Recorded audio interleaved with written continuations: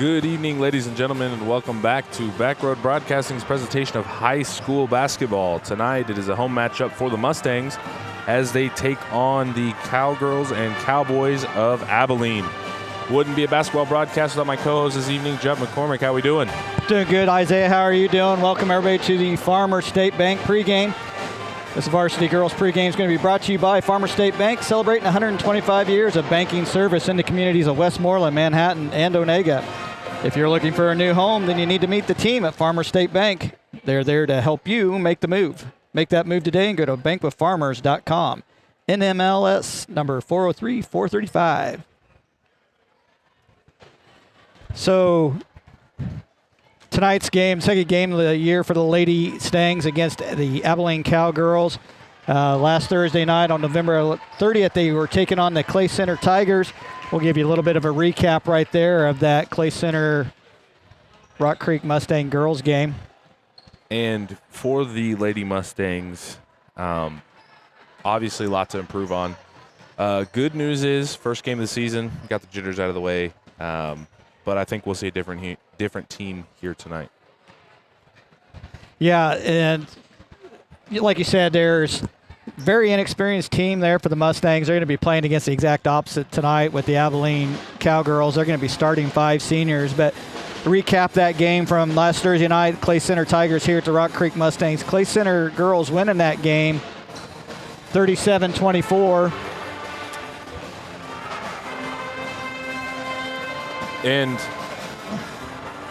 And leading scorers for Rock Creek that night, number 42, Ella Rhodes, had 6 points. Kylie Frazee also with 6 points on 2 3-pointers. And then number 21, Brooklyn Plummer. For the Tigers, Lily Edwards with 14, Ayla Johnson with 8, and Reagan McDonald with 6. So again, Clay Center Tigers winning that game 37-24 over the Rock Creek Mustangs. Big difference in that game really was Mustangs were 10 for 44 from the field, only shooting 23%. 3 for 21 behind the arc for 14%. And 11 at Clay Center's 37 points came from basically the charity stripe coming down at the end. They had 20 chances and made 11 of them. In that fourth quarter alone, I think they were 10 for 12 at the charity stripe. So tough loss for the Mustangs, but again, they're young, they're inexperienced, but they'll get it going. But some other things that we'll recap. And even though the Lady Mustangs didn't shoot well, they were still in that game. Up until about the midway through the fourth quarter, the Lady Tigers were getting to the free throw line, and they were able to seal the deal. Yeah, when I talked to Coach Plummer tonight, I kind of talked about, some things that they need to do differently. And, it wasn't so much that they took bad shots. They got good looks. They just, we talked about their timing being off. Their passes were always about a half a second late. When they were catching the pass, their footwork wasn't ready. Their feet wasn't in position to shoot. So by the time they could get adjusted or they were shooting kind of off balance just a little bit. So it wasn't so much the shot selection, but more about the preparedness for that shot. So, that's one of the things that they worked on a lot this last, couple practices. They practiced Friday, had a practice Monday, so not a lot of time between that game and this game to kind of prepare for the senior leadership they're going to be dealing with the Cowgirls tonight. And I think for the Lady Mustangs tonight, they kind of go back to the basics a little bit. We saw them more so in the second half be a little more scrappy, was able to get second chance, even third chance points. But I'd like to see them, not rush and get set up in that offense and get good looks at the bucket. Yeah, particularly in the third quarter alone. I think they really played really good in the third quarter. Defense really kind of came out, got the turnovers they wanted, but just couldn't get a bucket to drop. But they watched a lot of shots, like you said, early on in the game. They'd shoot the ball and then they wouldn't crash the board. So that was another thing, is trying to get second chance, get offensive boards, crash the boards, get those second chance. But before we get to tonight's game, let's do a little bit of scoring and recap of some other things that happened in and around Rock Creek. Rock Creek girls were in a wrestling tournament on Saturday. And some stats from that. Joey Perkins first. Brooklyn Bernheide first. At 140, Gabby Roth first. At 140, Cecilia Lynch first. 155, Coda Moeller second. 135, Peyton Heidemann third. And at 120, Claire Steves fourth. Yeah, and we can give you some other scores from around the league and around the state, particularly in 4A West, which is what the Mustangs will be playing in this year. Last year they were in the East. This year they are in the West. Tougher draw this year. They are going to have to go through Wamego. They're going to have to go through a Bishop Miege. They're going to have to go through a lot of good teams, and actually some of those good teams we could talk about right now. The Coaches Association of Basketball, Kansas Association of Basketball Coaches rankings came out today. Number 1 was Bishop Miege. Number 2, McPherson. Number 3, Wamego. Number 4, Wellington. Number 5, Parsons. And number 6 is going to be Clay Center. Number 7, Tonganoxie. 8, Eudora. Number 9, Labette County. Number 10, Independence. So about all of those teams are in the East for the Mustangs have to go through a sub-state. We've seen it before. Unfortunately, we weren't able to broadcast that game 2 years ago, but Mustangs had a crack at sub-state 2 years ago, this lady team, and McPherson came in here, and I think McPherson did escape with a 5-point win, but it was a tough physical matchup for the Mustangs, so they've proved that they can hang with top teams. Yeah, some of the scores around the West. Wamego actually last Thursday beat a 6A Topeka High 44-40. Labette County beat Bonner Springs 49-22. Tonganoxie beat Lewisburg 48-28. Parsons beat Girard 64-51. Field Kindly beat Caney Valley 51-41. Eudora beat Spring Hill 53-47. Paola beat Baldwin 41-37. So we talk about tonight's game here with about a minute left to go. Let's go ahead and get to the Max Motors of Manhattan routes to victory.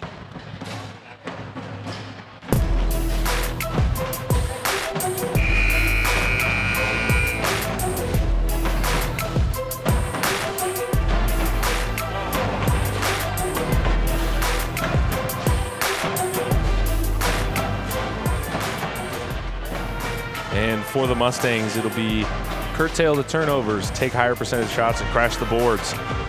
3 keys that could have won them that game last week. Yeah, and for the Abilene Cowgirls, they want to establish a presence on the inside with number 20. They want to match intensity and pressure of the Mustangs. They really want to push the Rock Creek offense to the right. And what I mean that is not in the correct position, but Rock Creek point guard Hadley Rimpey's a left-hander, likes to go to the left side. They want to try to pressure her and push her to the right, kind of get them off the rhythm and get them offset. So we're just moments away from tip-off here. We will get an introduction of the starting lineups here this evening.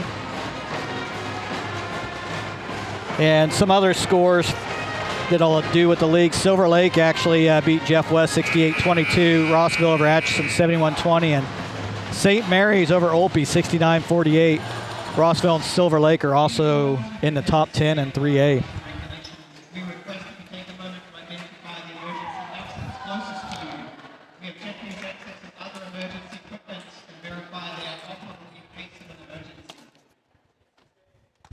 Good evening, ladies and gentlemen, boys and girls, and welcome to The Rock for tonight's basketball contest between the Abilene Cowgirls and your Rock Creek Mustangs. Tonight's contest is sponsored by the Kansas State High School Activities Association and is under the auspices of its Rule 52. Simply put, if you are in the building, you are expected to act in a sportsmanlike manner. And now, let's meet tonight's starting lineups. The Lady Cowgirls, big 5'10" senior, number 12, Callie Powell. For the Cowgirls, number 12, Callie Powell. Freshman, number 10, Aislinn. For the Mustangs, number 10, Aislinn Rottinghouse. For the Lady Cowgirls, a 5'5" senior, number 13, Samantha Stout. For the Cowgirls, number 13, Samantha Stout. For the Lady Mustangs, a 5'7" junior, number 11, Hadley Rimpey. For the Mustangs, number 11, Hadley Rimpey. 6' senior, number 20, Clara Denver. For the Cowgirls, number 20, Clara Danifer. 5'9" senior, number 32, Peyton Rottingham. For the Mustangs, number 32, Peyton Rottinghouse. For the Cowgirls, a 5'6" senior, number 24, Hannah Walter. For the Cowgirls, number 24, Hannah Walter. 5'5" junior, number 33, Mason Clark. For the Mustangs, number 33, Macy Clark. Cowgirls, a 5'8" senior, number 31, Egan Backus. For the Cowgirls, number 31, Eden Bathurst. And for the Mustangs, number 42, Ella Rhodes. Yeah, and on that introduction, number 20, Clara Daniford, they're going to try to get an established presence inside. 6-foot senior there. They want to make sure they get the ball to her in the paint. Mustangs are golden eyes, try to keep her maybe under 14. She's going to get her points, but try to force some of the Abilene Cowgirls from the outside to take those shots as well. So it'll be a good matchup. Guessing Ella Rhodes will probably be guarding her. Ella Rhodes, a 5'11 senior for the Mustangs. So. And Mustangs did a good job interior holding Reagan McDonald last week to only 8 points. Yeah, and actually I think 4 of those 8 points came down the stretch from the free throw line. She went 4 for 4 from the free throw line. So, yeah, I don't think the Mustangs looked inside probably near as much as they probably should have. They took a lot of shots from behind the arc, just wasn't shooting it very good. But they got one under their belt now, so we'll see if the experience of the Cowgirls pays off or if the youth and excitement of the Mustangs pays dividends. So just moments away here from tip-off between Rottinghouse and Daniford. Here we go. Cowgirls control the tip. Quick pass into the corner, Bathurst. Good ball movement here early for the Cowgirls. Man-to-man defense for the Lady Mustangs. Here's Bathurst over to Stout, to the top of the key, Powell. Inside, pass is tipped, controlled by the Mustangs. We have a jump ball. Possession arrow will go to the Lady Mustangs. Yeah, so good defense early on, basically collapsing down in, strip the ball away, end up with a jump ball. Abilene coming out in a full court press right now. Here's Rempe using her dribble, and they're going to get her with a double there. Yeah, she dropped the ball initially, and the ball bounced, so when she was shaking her teammates away, I was wondering about that because she had taken her dribble away, so turnover early by the Mustangs. They want to try to get that under control quickly. Bathurst on the inbound to Powell.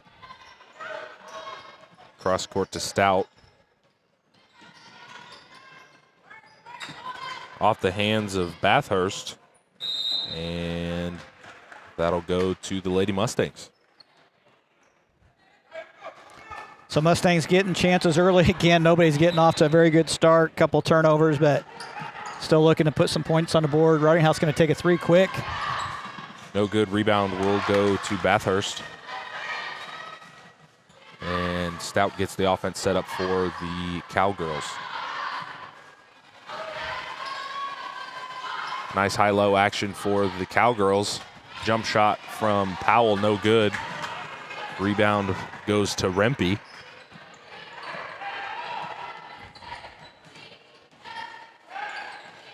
And Clark fires a 3, no good. Rebound will go to Aislinn Rottinghouse. And I have the first foul of the game. And that will go on the Cowgirls. Yeah, so I looked it up. It was rule change, I believe, 4-8-1. They have eliminated one-on-ones in high school basketball. So at 5 fouls, you get 2 shots, and it actually resets at the end of the quarter for another 5 fouls and 2 shots. So apparently they did some research and thought that a majority of injuries were happening on one-on-ones and wanted to eliminate that at the high school level. Here's Rottinghouse on the wing to Clark. Rempe gets it into Rottinghouse, draws the double team, it loses it. Rempe controls it, skip pass over to Clark. She's going to fire a 3. Got it. Mustangs strike first off the long bomb 3 by Macy Clark. Mustangs coming out with a little bit of pressure of their own. Pass inside to Powell. Loses it. Controlled by Rottinghouse. Gives it right back to Powell. Powell out to Stout. And the offense is reset now for the Cowgirls. Yeah, I'm going to be generous and give neither team turnovers there because that was great effort on both sides and just unfortunate timing of trying to save the ball. Skip pass, Stout, 3-pointer, got it. Knotted up at 3. Samantha Stout with the answer. 5 minutes and 40 seconds left to go. We'll try to say the time as often as we can think about it. Sorry, the clock is not displayed on the screen, but Asen Rottinghouse fires a three. No good. Rebound will go to Stout. Stat bounces it to Walter. Skip pass over to Bathurst. Inside to Danifer. Draws the triple team there. Stout's going to fire another three. Has it blocked by Rempe. But they get the offensive rebound. Walter drives in. Scoop layup. No good. Rebound Rottinghouse. 5 minutes to play here first quarter. yeah, so far the Mustangs doing a good job collapsing down on Danifer on the inside. They've been kind of playing a little bit of a zone, but kind of a matchup. So I think they're cognizant of where number 20 is at all times. Nice drive by Asen Rottinghouse. Gets her own rebound. She'll be fouled. She'll head to the line for two. And that was one play that the Mustangs kind of missed out last week. Their guards weren't aggressive, weren't looking to drive in, take it to the hole. So nice job there by number 10, Asen Rottinghouse. Yeah, they need to do more of that. Basically try to find those seams and split it and kick it out to the open shooter. First free throw for Rottinghouse is good. Extends the lead to 1 for the Mustangs. 4-3 here first quarter. Group substitution for both teams here.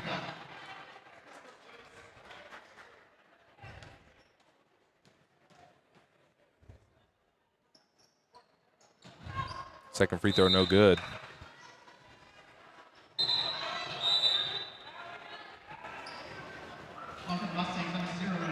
Yeah, for the Mustangs, number 1, Frazee, number 0, Martini, number 21, Plummer, and number 22, Prather. A little confusion over here. Should be bringing the ball in. And for the Cowgirls, number 4, McKenna Stover. Group substitution for the Mustangs, nothing new. We saw that last week. Mustangs coming out with a little half-court pressure of their own. Walter gets it ahead to Danifer, and Powell's going to fire a three, no good. Possession arrow will go to the Mustangs. Yeah, I think the Mustangs will take that all night long. It wasn't really a forced shot. They really didn't play and pass around too much, but Mustangs with a quick turnover, getting the ball back. We're going to have a foul on the floor. That'll go on Samantha Stout. Team third, her first. And Mustangs offensively coming out with a controlled pace here. Inbounds to Prather, down low to Plummer. Back out to Martini. Martini fires a three, no good. Rebound will go to Powell. Here's Stout ahead to Walter. To Powell, top of the key. Over to Stover. Dangerous pass there. Controlled by Stout. Has it poked away by Rempe. Bodies are on the floor. Danifer saves it. Down low, Stout. Jumper is good. 3 lead changes here early, first quarter. Just under 4 minutes to play. Here's Rempe on the drive. Layup. In and out. Rebound will go to Danifer. Here's Stout ahead to Walter. Back to Stout. Trying to get it to Danifer. Does. Over to Stover. Inside to Danifer. Spin move. Power dribble. Layup. No good. Rebound will go to Plummer. 3:30 remaining here first quarter. Yeah, it was a good move by Danifer. Shot just unfortunately didn't go down for her. Plummer had everybody sealed off for that rebound. That's what the Mustangs want to do. No second chance opportunities for the Cowgirls. Frazee loses it, finds Rempe. Rempe drives in, layup, no good. She'll be fouled. She'll head to the line for 2.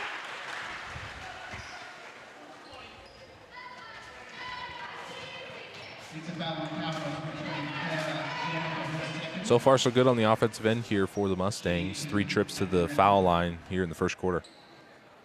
First free throw for Rempe is good.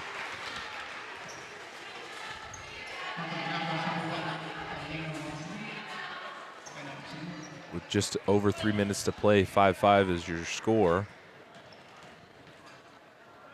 Second free throw for Rempe, no good. Rebound by number 5 for the Cowgirls, that's Aiden Bruna. Gets it ahead to Signer.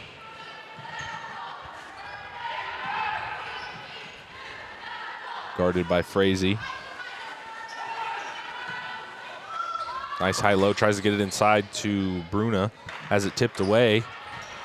Controlled by Signer. Over to Stover. Guarded by Frazee, drives in. That's Bruna, short corner. Stout into Danifer. Danifer skip pass over to Stover. Has it stolen.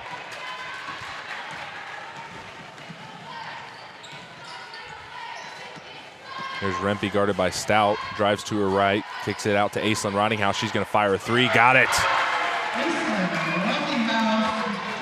Yeah, different looking Mustang team than what we saw last Thursday. Defense playing really, really good. They're getting the shots they want and knocking them down early.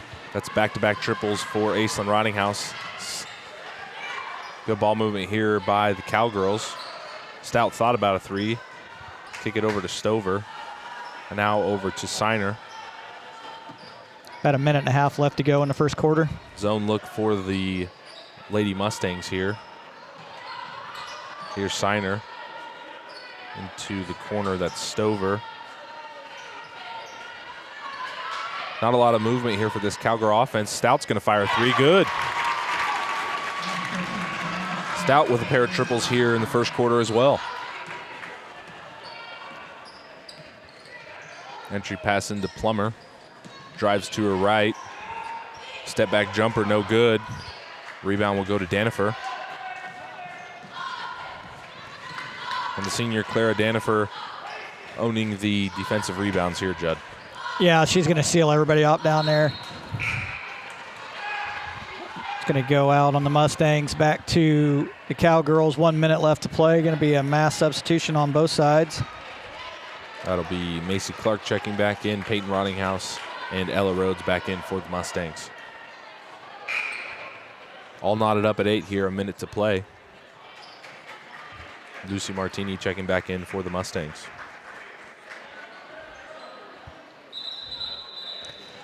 They're going to try to break up the scrum, but every player is allowed a spot in there. I have been in the middle of these before.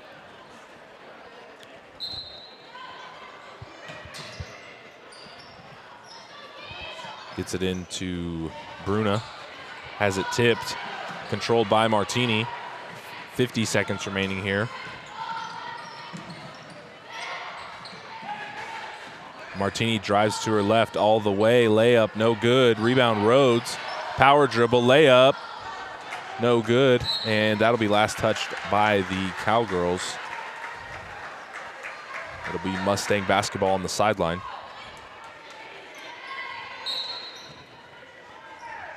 Here's Rhodes off the inbound. Inside to Rottinghouse, power dribbles.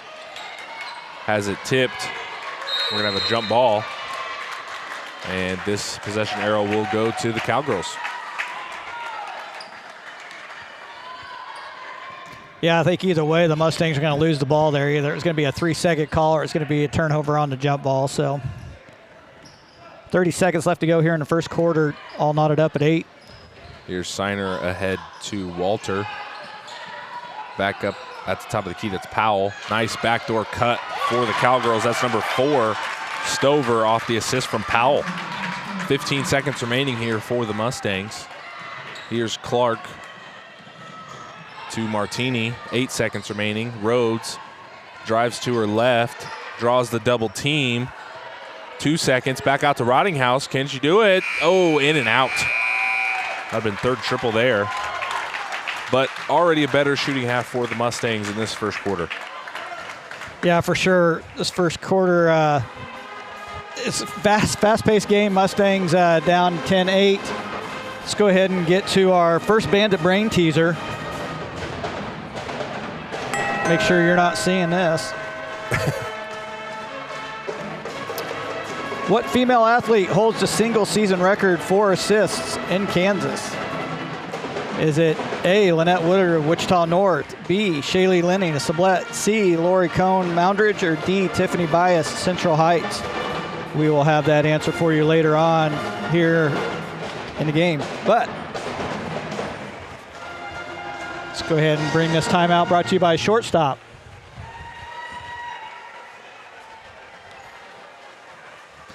Shortstop offering the convenience you need and the service you deserve. You'll find a friendly employee ready to serve you every time you walk through the door. Shortstop always has daily food and drink specials with the highest quality fuel at each of their 17 locations throughout Kansas, including Clay Center, Wamego, Manhattan, and Westmoreland. No matter where you're going or how long it takes to get there, you'll always have time for a Shortstop. I'm impressed there, Judd. Full timeout. I wasn't for sure if you were going to get the ad read off, but you did. I applaud you. Whew. So second quarter action here on Backroads Broadcasting's presentation of high school basketball. Judd McCormick, Isaiah Dobbins. Mustang's not acting like the whistle is blown. Frazee gets the offense set up for the Lady Mustangs. Clark on the wing, back up to Rottinghouse. Ooh, nice lob pass inside to Plummer. Can't get the layup to go. Rebound will go to number 31, Eden Bathurst of the Cowgirls. Here's Powell, top of the key. Stout gets things set up. Stout drives in off the screen from Powell. Walter over to Bathurst. Stout now guarded by Frazee. Drives to her right, crosses over. Layup no good. Rebound will go to Clark of the Mustangs. Now ahead to Frazee. Frazee inside to Plummer. She's got a wide open look. Can't convert. Just got to find her spot on the backboard. Needs to use that corner of the glass. I think they're going to check her out right now and tell her that. She's had 2 opportunities. Great entry pass, great shot, just missing the spot on the backboard. Prather checking in for the Mustangs. Here's Bruna, top of the key, over to Bathurst. Over to Stout. Drives to her right. Looking for Bathurst. And we're going to have a timeout on the floor. Coach Groff of the Cowgirls wanting to talk things over. Or excuse me, Coach Herman. That's going to be a 30-second timeout. Faith Furniture. Nope. We're going to stay right here on a 30-second timeout. In that first quarter, Stout for the Cowgirls had 8 points leading the way for the Cowgirls, 8 of their 10 points. Aislinn Rottinghouse, 4 of the 8 for the Mustangs.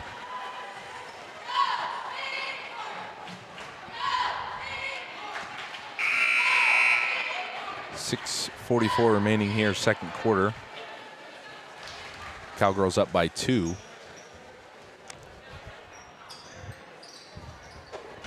Walter to inbound on the sideline.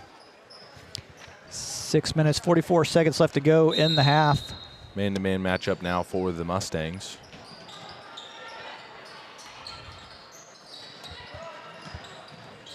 Walter gets it into Powell. Skip pass over to Stout. Inside Bruna. Off the hands. And that'll be a turnover for the Cowgirls.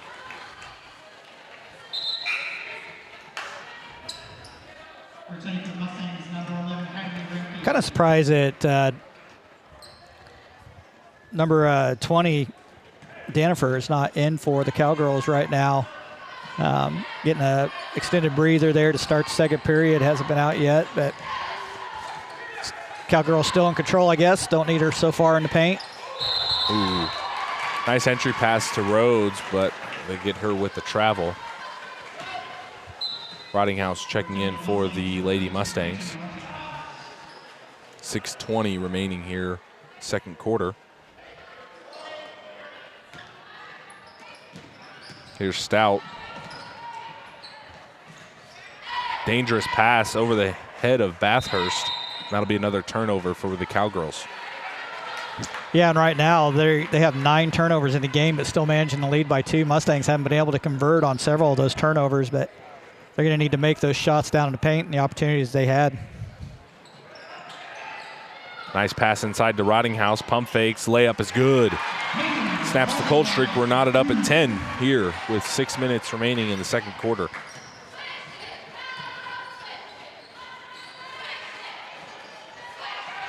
Here's Bathurst on the wing, guarded by Rottinghouse. Pass is tipped by the Mustangs, it looked like, but they're going to say last call on the Cowgirls. Checking in for the Cowgirls, number 4, McKenna Stover.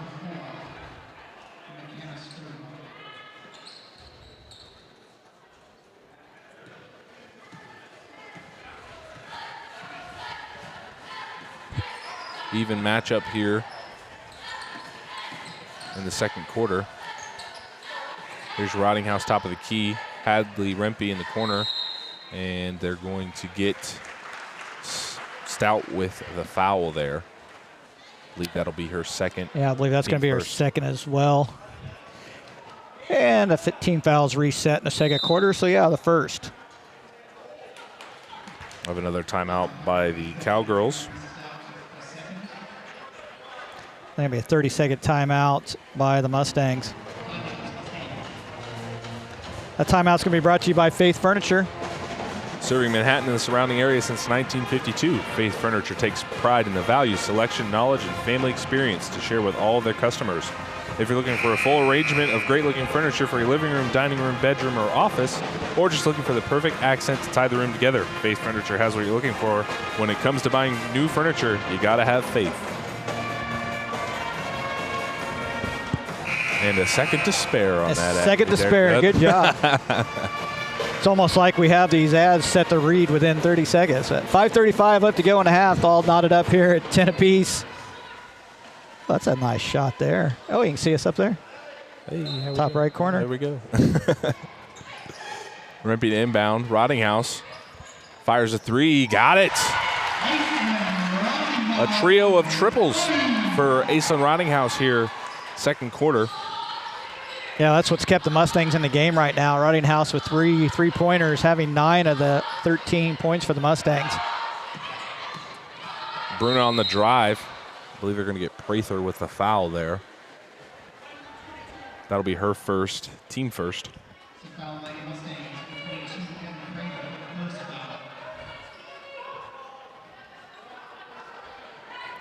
5:15 to go in the second. 3-point lead for the Mustangs. Here's Powell. Atop to Walter. Guarded by Frazee. Walter picks it up in the corner. Good defense there by Frazee. They're going to get her with the foul. That'll be her first, team second.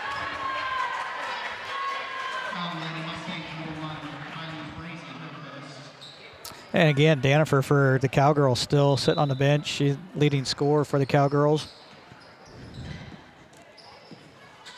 Here's Stout, drives to her left.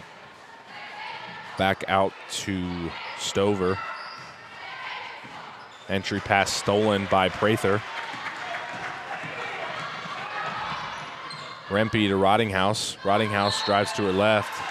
And they're going to get Walter with the reach. That'll be her first, team second. Lucy Martini checking back in for the Mustangs.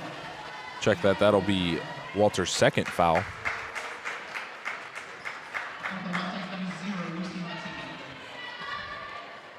Hey, I'm doing good. I had it as their second foul as well. Entry pass into Rottinghouse. Going to have a jump ball possession arrow. Will go to the Cowgirls.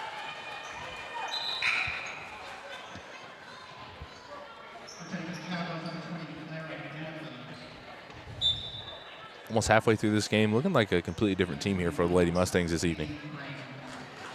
Yeah, I agree. I mean, they just maybe exude a little bit more confidence than what we saw in that game. Kind of got the first game jitters out of the way. You know, they're already halfway to their point total, right on pace. But really, most of their points that they got last week came in the fourth quarter. They got off to a super cold start. Much better start tonight for the Mustangs.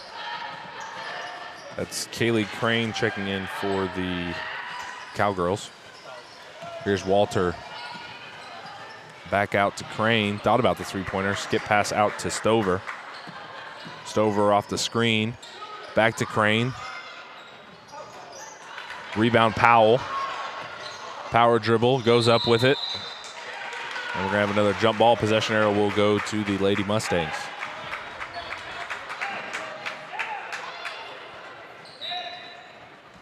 Yeah, so far these two teams have matched up really well with each other right now. The three-pointers for the Mustangs keeping them in the game. And really, Cowgirls have been able to maintain the Mustangs with their turnovers.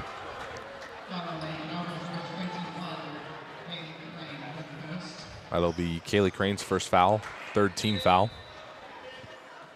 4:02 left to go in the second quarter. Rempe gets the offense set up for the Mustangs. Here's Martini on the wing looking for Rottinghouse. Rempe, jump shot, rattles it home. Nice pull-up jumper by number 11, Hadley Rempe. Never underestimate a good ball fake and power dribble.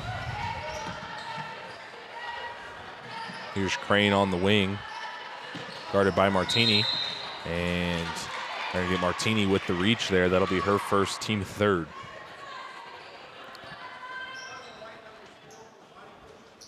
Maybe a little aggressive when you're 25 feet away from the floor, but definitely wanting to put the pressure on them. Group substitution for the Mustangs. Number 21, Brooklyn Plummer. Number 1, Kylie Frazee. And number 33, Macy Clark. 3:29 remaining second quarter. Walter gets the offense set up for the Cowgirls, driving to her right. Stover back to her left. Kicks it out to Clark. Back to Stover, looking inside for Powell. Drives baseline, draws the triple team. And they are going to get Stover with the travel. Yeah, so another turnover by the Cowgirls. Let's see if the Mustangs take advantage of it and put 2 or 3 more up on the board to extend their lead to the biggest lead they've had of the season. Here's Frazee inside to Plummer. Drives middle, pump fakes, layup, got it. Third time's a charm there for Brooklyn Plummer. Yeah, she wanted to prove herself. Rempe was calling for the ball, but Plummer knew the spot to hit. She hit it. Nice entry pass inside to Danifer, gets the easy bucket.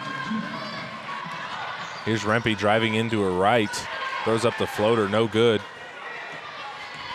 Here's Walter. Cowgirls got numbers, dumps inside to Danifer. Danifer power dribble. Layup, no good. Rebound will go to Prather. 2:30 remaining here, second quarter. And that's what you want for the Mustangs. Even if Danifer gets the ball, she misses, you want to make sure that you seal everybody off and they'll give them another opportunity. She's shooting the ball from 8 to 10 feet away from the basket. It's going to make it hard for her to get the rebound. She's probably the biggest defensive rebound or offensive rebounding threat. Here's Plummer inside to Prather. Nice gather, can't come away with the layup. Rebound will go to Powell. Yeah, you got to like the looks the Mustangs are getting. You got to like what they're doing. They probably have had about 8 points in the paint that they've just missed. That's going to come to their own here when they get more used to this. Clark loses it, has it stolen by Rempe. 2-on-1 now for the Lady Mustangs. Euro step by Rempe, no good. And rebound will go to Powell. Dangerous pass. That'll be stolen by Clark of the Lady Mustangs. She did step out of bounds on the baseline. Group substitution now for the Cowgirls. Samantha Stout and number 31, Eden Bathurst, checking back in for the Cowgirls. 5-point lead now for the Lady Mustangs.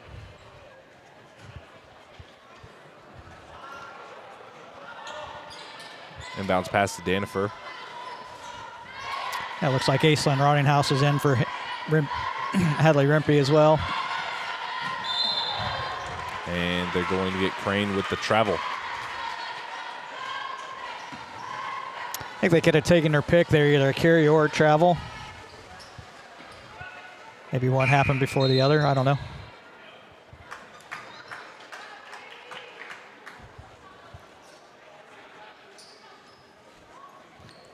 Minute 26 remaining here, second quarter.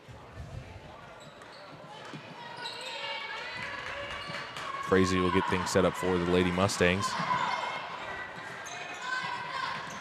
Bounce pass inside to Rhodes. Nice. Block-to-block pass. Can't get the and one opportunity for Rottinghouse. She'll head to the line for 2. That was a really good look and a really good pass by Rhodes there to Rottinghouse. Rottinghouse going up. Couldn't quite get the bucket and the harm, but we'll be going line for 2. I say there's times where coaches can be hesitant on that block-to-block pass because usually it's stolen, but nice find there by Ella Rhodes. First free throw for Rottinghouse is good. Extends the lead to 6 now for the Lady Mustangs.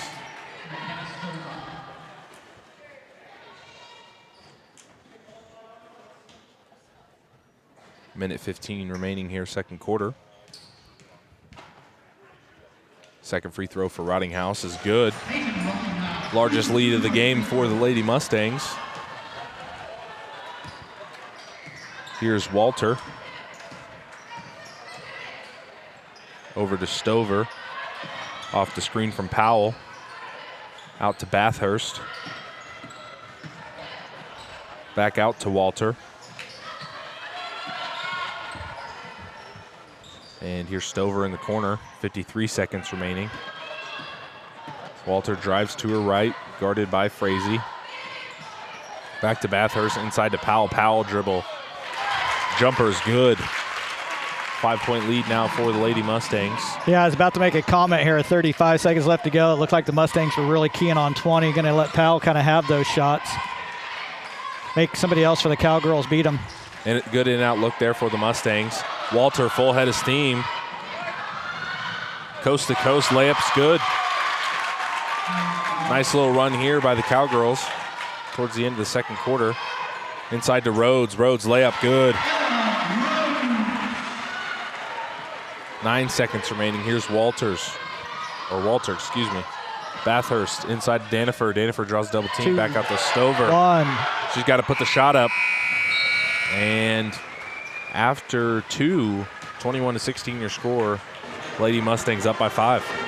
Yeah, Aislinn Rottinghouse with 7 in that first half. Peyton Rottinghouse with 4. Rimpey and Clark both with 3. Rhodes with 2. For the Cowgirls, Stout's going to have 8. Danifer with 2. Walter with 2. Stover with 2. So 21-16. Let's go ahead and give you the answer to that Bandit Brain teaser. I don't know if you got a chance to think about that. I think my answer is Shaylee Linning. I think. So what female athlete holds the single season record for assists? An underappreciated stat, I might say. Is it Woodward?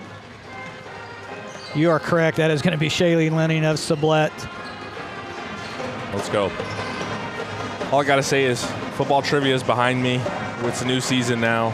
New season, new me, Judd. Yeah, Linning had 245 assists in a single season in 2005 and 6 for the Lady Larks. Went on to win the 2H state championship. 2 consecutive years in a row and undefeated seasons. Many of you may know Shaylee Linning went on and played for K-State and set a career assist record there as well. So let's go ahead and get to first half action coming to a close with Farmer State Bank. Farmer State Bank celebrating 125 years of banking service in the communities of Westmoreland, Manhattan, and Onega. If you have a student looking for financial independence and to get rewarded for good grades, open up a Books and Bucks checking account with Farmer State Bank today. You can receive a $10 Amazon gift card for opening an account plus $25 cash each semester with a GPA of 3.5 or higher. To learn more, visit any of their 3 locations or visit them online at bankwithfarmers.com. Farmer State Bank, your member FDIC and equal housing lender. Happy birthday, Farmer State Bank. 125 years. That is older than Judd and I combined. Yeah, I'm right behind that. Just right behind it. But we will take a short intermission, and we will be right back after this.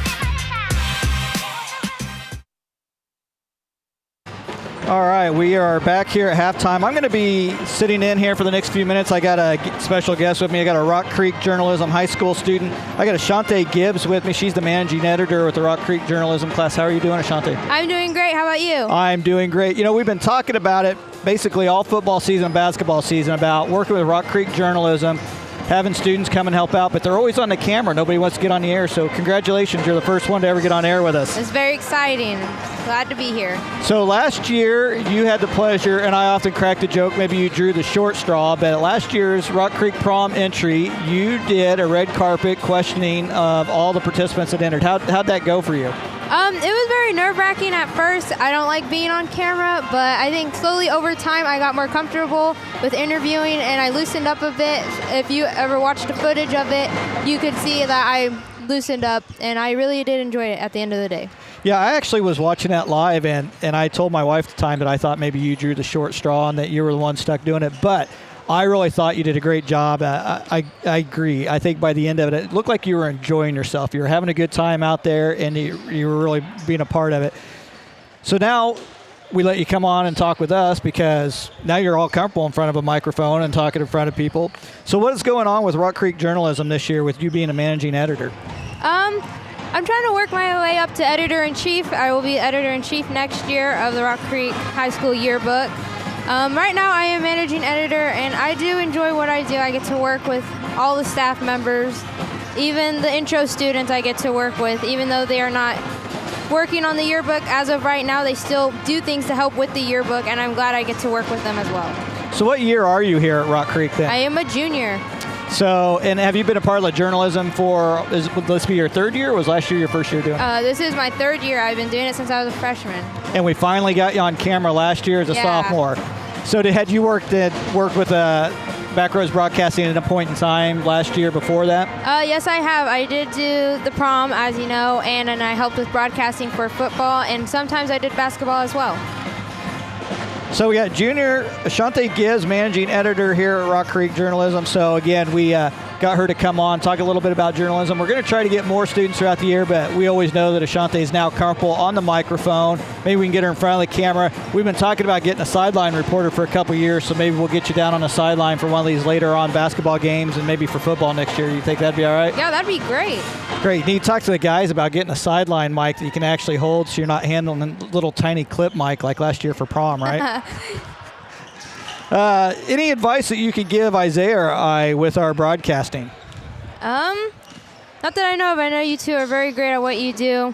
Honestly, I'm getting advice from you guys, and this would help a lot with journalism throughout the years. And I will make sure I get you that $20 bill right after the game for saying something so nice and pleasant about us both. I appreciate it.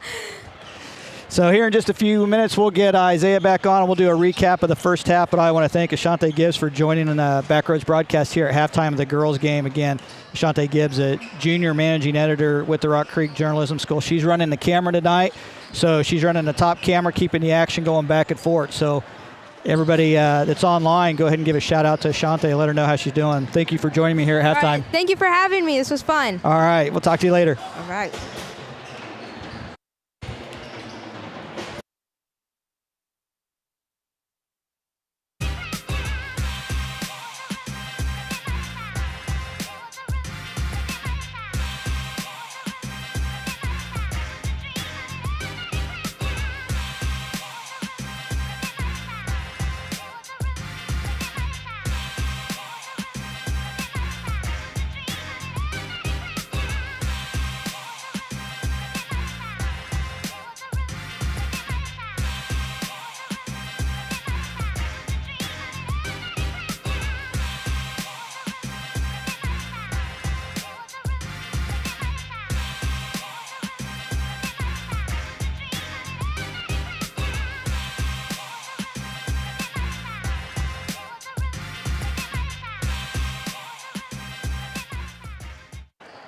I might be in the hot seat here, Judd. I might lose my job. We're all going to lose our jobs. I mean, last year it was Jet with the Jet Report, and this year Ashante Gibbs might be taking over.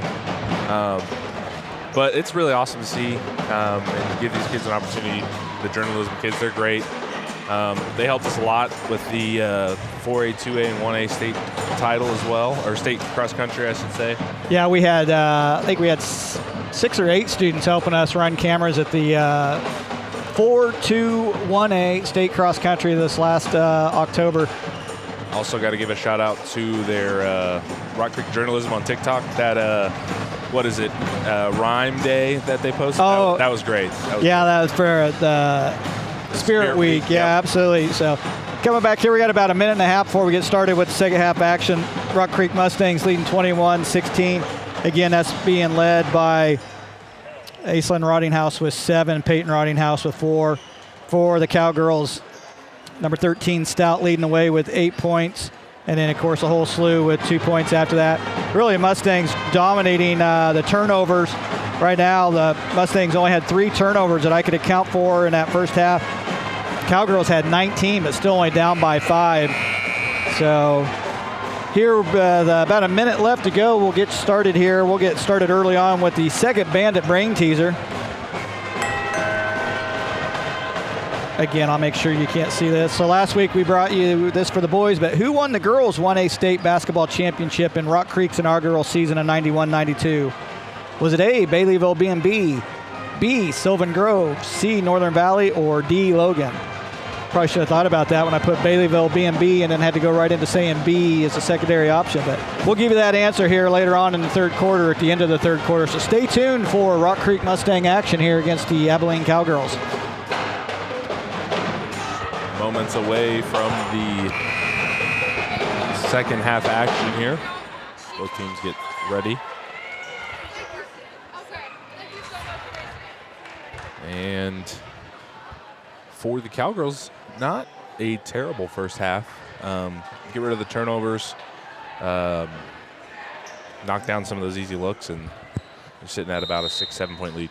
Yeah, I guarantee that's probably what they talked about at halftime. Take care of the ball and get it into Danifer and let Danifer be your primary look inside the paint. They want to try to get the Mustangs in foul trouble, get Ella Rhodes or maybe Peyton Rottinghouse in foul trouble down there at Garden, Danifer. Nice backdoor cut to Walter. Layup's good. Nice find from Bathurst. Cowgirls strike first here, second half. Trims the lead down to 3 now. Here's Rempe. Fire a 3 on the wing. No good. Rhodes tries to keep it alive.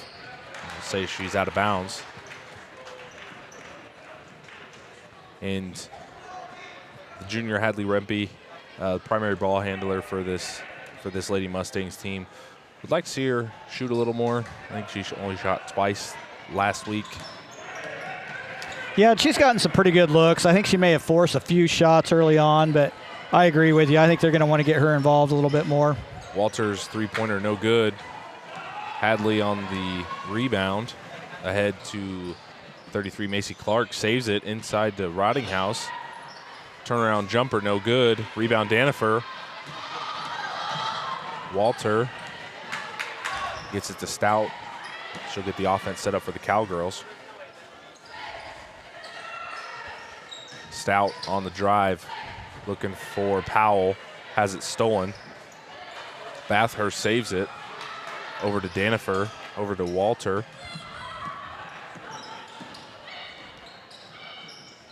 Here's Stout on the wing. Crosses over, fires a 3, got it. Hot hand continues for number 13, Samantha Stout.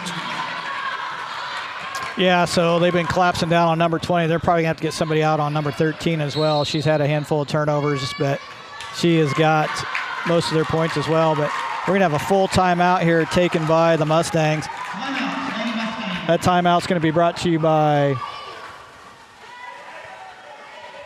Roach Media Group. Roach Media Group's your local friendly professional photographer. Packages available for engagements, weddings, professional headshots, senior and family portraits, providing high-resolution image files or prints taken on location or in their study with professional edits available. They are also your local area expert in real estate, photography, and videography. Ask about the drone and VR 360 tours when you reach out to them today at roachmediagroup.com. That's ROCHE mediagroup.com. Shouts out to one of our producers, Cody Roach. Tech wizard, if you will. Something's broken, he fixes it. Yeah, without the Codys and doing all the legwork in the background, there just wouldn't be anything for Isaiah and I to talk about. We could talk about things, but nobody would care or see. We could. We're planning a broadcast where it's a little switch up. The producers are the commentators, and the commentators are running the broadcast. Stay tuned for that. I recommend you turn the volume down a little bit on that and be patient with the old man running the buttons. So 6:18 remaining here, second quarter. All knotted up at 21 off the three-point bomb from Samantha Stout. I think my goal this year is to work the old man voice into every broadcast at least once. At this point, you got to. Well, it's not far off from being my normal voice, so. Frazie's three-pointer's no good. Jump ball between Clark and Powell. Possession arrow will stay with the Mustangs.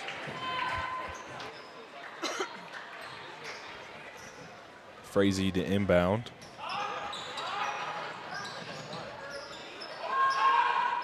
It's it into Rhodes. Rhodes over to Clark.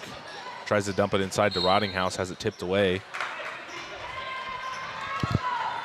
Yeah, I thought Peyton Rottinghouse did a good job having Danifer sealed off there. She kind of went through her a little bit to knock that ball away, but I think you keep making that look. Rottinghouse working hard down there on the block. Here's Frazee, the top of the key. So they got Ella Rhodes listed at 5'11" and Danifer listed at 6 foot. I'm not so sure that Ella Rhodes isn't taller than Danifer as we're looking. Nice rebound by Peyton Rottinghouse. Gets the easy two. Lead back up to 2 for the Mustangs. Here's Powell, top of the key. Guarded by Rottinghouse. Walter in the corner looking for Danifer. Danifer guarded by Rhodes. It's going to be thrown out of bounds by Powell. Checking back into the game is going to be number 0, Lucy Martini. Coming in for Macy Clark. Full court pressure for the Cowgirls. Here's Frazee guarded by Bathurst. Has it poked away.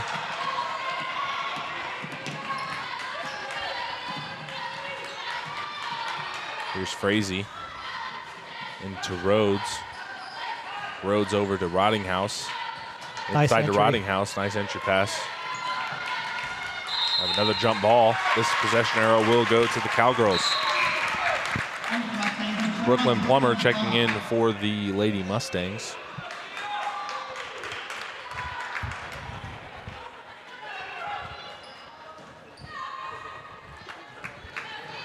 So Mustangs still yet to take advantage of the turnovers when they get them, only leading by 2. We're going to have a legal screen. That'll be number 12, Callie Powell.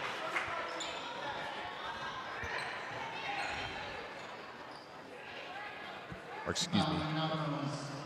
That'll be on number 31, Eden Bathurst, her first, team first. I think there was something going on underneath the basket. I thought it was maybe called out front, but I think there was some pushing and shoving underneath the basket. Almost a 10-second call there for the Lady Mustangs. Frazee, top of the key, three-point bomb, no good. Rebound will go to the Mustangs, tipped by Rottinghouse. Splits the double, layup is good. Great move there by Aislinn Rottinghouse. Stayed controlled the possession of the ball, found the spot, and got 2 points. Mustang lead back up to 4 with 4:30 left to go in the third quarter. Nice ball handle by Stout, gets it inside to Danifer. Jumper no good, rebound to Rhodes. Here's Frazee ahead to Martini. As Frazee gets things set up for Lady Mustangs, entry pass into Plummer. Top of the key, Rottinghouse fires a 3. Rattles it home. Double digits for Aislinn Rottinghouse. Shooters get the bounce, right? 5-0 run for the Lady Mustangs. 28-21, getting the lead back up to 7 with 3:50 left to go in the third. Stout, nice entry pass into Powell. Layup, no good. Fight for the rebound. And we're going to have a timeout for the Cowgirls. It's going to be a 30-second timeout. We'll bring you that 30-second timeout by Liming Productions. Based out of St. George, Kansas, Liming Productions is your source for 5-star wedding videography, event videography, corporate events, and small business commercials. Let Liming Productions capture all of your special moments and compile the story you'll want to watch over and over. Liming Productions, capturing stories for life. See their services and highlights at facebook.com/Liming Productions. The other half of the Cody's there. Another one of our producers, Cody Liming.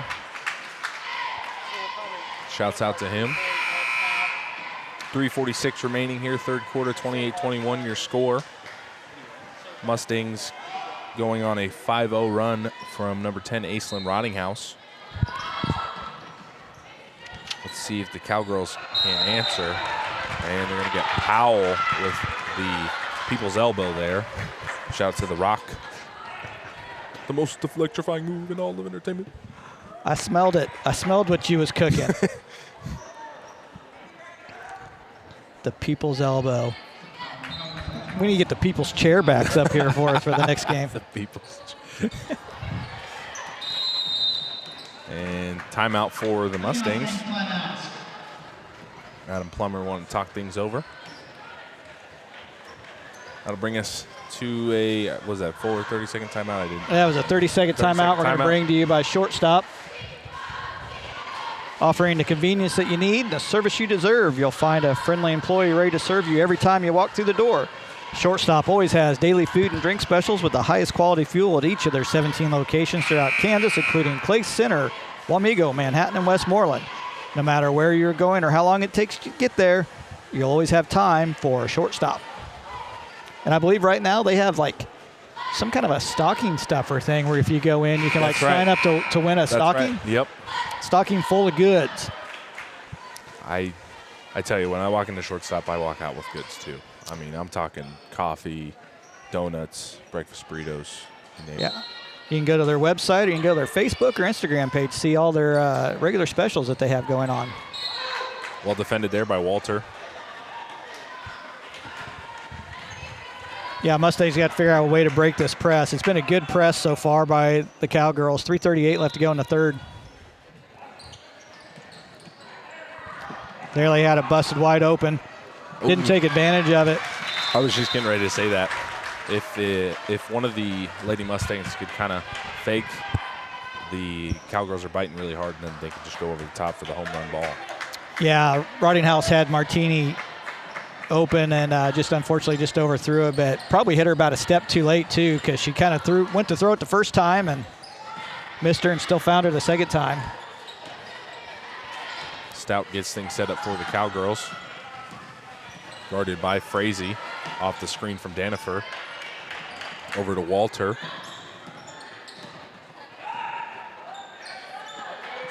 A little bit of complacency here for the Cowgirls offense. Stolen away by Frazee. On the entry pass to Plummer. Top of the key, Martini. In the corner, Rottinghouse has it tipped. Over to Frazee now. Frazee will get things set up for the Lady Mustangs. Yeah, 2:30 left to go. I was going to say no rush, but good entry pass to Plummer and good shot by Plummer to found that spot on the backboard and put it up and in. So she missed a couple early, came out. I'm sure that's the first thing they talked about because since she's come back in, she's been nothing but money there in the paint. Mustangs 30-21 lead. That 9-point lead is their biggest lead of the night here with 2 minutes and 15 seconds left to go in the third. Here's Stout guarded by Rottinghouse. Bathurst on the skip pass to Walter. Floater no good. Walter will be fouled. She'll head to the line for 2. That'll go on number 21 of the Mustangs. That's Brooklyn Plummer, her first, team second. 2:07 remaining here, third quarter. First free throw for Walter. No good. Quick substitution on the floor. Everybody Both out. teams, everybody out, everybody in. Who's left? Well, the shooter, of course. We have a player that's never been out there before.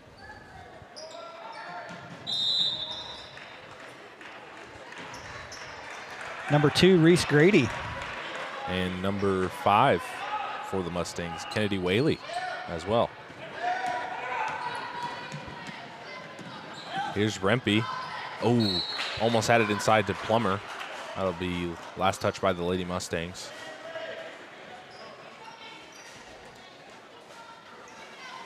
And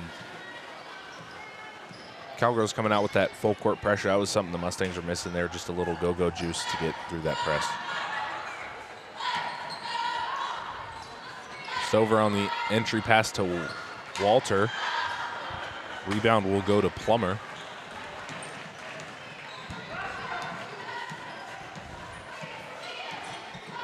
Here's Rempe on the drive, loses it. And here come the Cowgirls, a minute 30 remaining here, first quarter, or excuse me, third quarter. Third quarter, yeah. Shoot, we lost the whole half. Yeah, Mustangs on back-to-back empty possessions, so they want to get a stop right here. Good steal there by Rempe. She's going to go all the way. Rempe has it blocked. And it'll be Mustang basketball on the sideline, or baseline. I'm just getting all turned around here. Thought it was the first quarter, it's third quarter. Thought it was the sidelines, baseline. This is where I'd say you're getting old. We'll get it figured out. You're getting old. I am. Here's Rempe on the inbounds. Inside to Rottinghouse. Back out to Rempe, drives to her left, floater. No good, rebound will go to Rottinghouse. Power dribbles, draws the double team, back out to Clark. Clark will fire a three, banks it home. The bank is open. That bank shot brought to you by Farmer State Bank. The Farmer State Bank shot is there and available. Call them today at bankwithfarmers.com. Here's Stout on the wing, looking for Danifer. Guarded by Rempe. Bathurst just over the head of Danifer. Here's Whaley.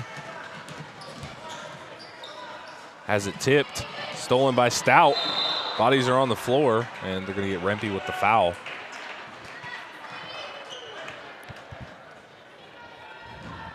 Yeah, not an intentional, but not a terrible foul to have happen. She pretty much had a breakaway going at that point in time, but looks like everybody is okay. That'll be her first, team second. That'll leave Stover to inbound for the Cowgirls.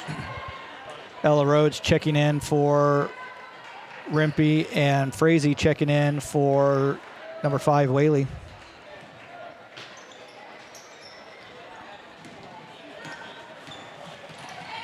Nice entry pass to Stover. Hits a cutting Powell. Has it looked like blocked by Rottinghouse, but they're going to get her with the foul. That'll send number 12, Callie Powell, to the line for 2. Yeah, I think probably just a little bit too much follow through. I think she had the block, but then she, anytime you follow through like that and it looks like you're coming down through the arms into the body, I think you're going to get called for that. At least that's what I used to say when I called that. Or just give them the finger wag to Kemba Mutombo. And or you do the cop out and say, "Oh, that was good up time." You got him with the body. Right. Frazee with the rebound. 17 seconds remaining here in the third quarter. 11-point lead and biggest for the Lady Mustangs. Entry pass into Rhodes. 10 seconds remaining. Back out to Rottinghouse. Over to Rempe. 5 seconds remaining. Frazee top of the key. Wide open look. No good. After 3 quarters of play, Mustangs lead 33-22. This break in the action is going to be brought to you by Faith Furniture. Serving Manhattan and the surrounding area since 1952, Faith Furniture takes pride in the value, selection, knowledge, and family experience to share with all their customers. If you're looking for a full arrangement of great-looking furniture for your living room, dining room, bedroom, office, or just looking for that perfect accent to tie the room together, Faith Furniture has what you're looking for. When it comes to buying new furniture, you've got to have faith. And let's get to that answer of that second Bandit brain teaser. We got about 30 seconds left to go before we start the final quarter of action. And my answer, Judd, I'm going to go with A, Baileyville B&B. So who won the girls 1A state basketball championship in Rock Creek's inaugural season of 91-92? Baileyville, B&B, Sylvan Grove, Northern Valley, or Logan? The answer is Baileyville, B&B. Lady Falcons beat the Coldwater Lady Cardinals 55-52. Falcons making a return trip to the state championship after losing by 1 in double overtime the previous year to Midway Denton. So look out now, Isaiah, 2 for 2.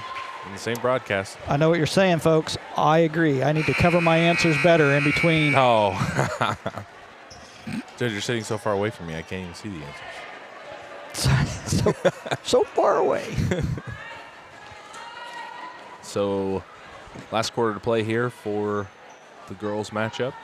33-22, 11-point lead for the Mustangs. Roddinghouse to inbound. Here's Rempe guarded by Bathurst. Into Roddinghouse. Guarded by Powell. Back out to Rempe. Yeah, I think you're going to see the Cowgirls pick up the intensity quite a bit here. They're down by 11 in the fourth quarter. They need to get some stops and get the ball back. Roddinghouse tries to get it into paint. Roddinghouse has it tipped away by Powell. Mustangs will retain possession.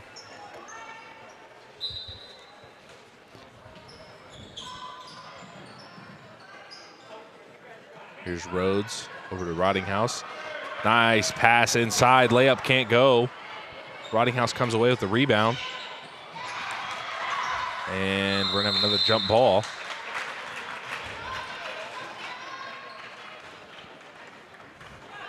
That's a couple looks now tonight that the Mustangs would like to have back there. Yeah, without a doubt. You know, they've had the opportunity to kind of expand that lead, but unfortunately came up empty again. So really what they need to do right now is do exactly that. Let the Cowgirls come up empty as well. No reason to get crazy if you're the Mustangs. Take your time. You can use a little bit of a clock. Just make sure you're paying attention to 5 seconds. Tough entry pass there. That will be stolen by Stout. Stout fires a three, no good. Rebound will go to Aislinn Roddinghouse.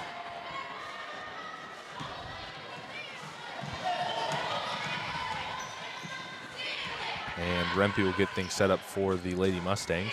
Entry pass into Roddinghouse. I did not hear enough people in the stands yelling wolf on that last one. Frazie's three-pointer no good. They're going to get Roddinghouse with the foul there. Looks like they're going to call that on Ella Rhodes. It'll be Roddinghouse's second foul. Team first. So with that rule change, that eliminates the bonus, a double bonus, correct? That's correct. So everything's a two-shot foul now. So the joys of messing up on the front end of a 1-and-1 are gone. So you get a little bit of redemption. Nice backdoor cut by Walter. Has a layup. Good. Single-digit lead now for the Mustangs. Inside to Rhodes. Has it tipped away by Bathurst. Signer gets things set up for the Cowgirls. Bathurst tries to get it inside to Danifer. Has it tipped. This time stolen by Roddinghouse. Under 6 minutes remaining. Frazee draws the double team. Let's keep going. Skip pass over to Clark. Yeah, Mustangs playing a little bit out of control there. I think just grabbing the ball and hold on to it for a second. That way you're not forcing Coach Plummer to take a timeout. Roddinghouse is going to fire a three. Rhodes can't come away with the second chance bucket. We're going to have a jump ball. Possession arrow will go to the Mustangs.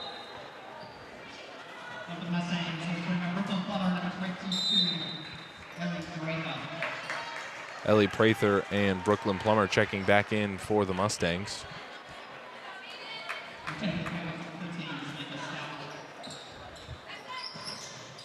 Here's the entry pass into Roddinghouse. Inside to Plummer.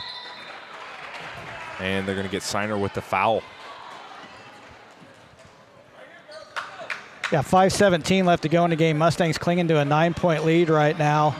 Really just trying to play a game of keep away, but getting a little bit sloppy with some of their entry passes. They see them inside, but again, we're kind of falling back into a little bit of last week where we're just really kind of a half a beat behind, and another opportunity right there, almost with the steal for the Cowgirls. Last foul on Jordan Signer, her first, team first. Roddinghouse on the inbounds to Prather. Back to Roddinghouse. Skip pass over to Clark. Inside to Plummer. Draws the double team. Got to go up. Got to get out. There we go. Sorry. Sometimes the old coach comes back. Here's Clark on the drive. Coach Plummer wants to talk things over. That's all right, Judd. It's okay. Yeah. This break in the action is brought to you by Farmer State Bank. Farmer State Bank celebrating 125 years of banking service in the communities of Westmoreland, Manhattan, and Onega. If you are or have a student looking for financial independence to get rewarded for good grades, open up a Books and Bucks checking account with Farmer State Bank today. You can receive a $10 Amazon gift card for opening an account, plus an extra $25 cash each semester with a GPA 3.5 or higher. To learn more, visit any of their 3 locations or visit them online at bankwithfarmers.com. Farmer State Bank, member FDIC, and equal housing lender.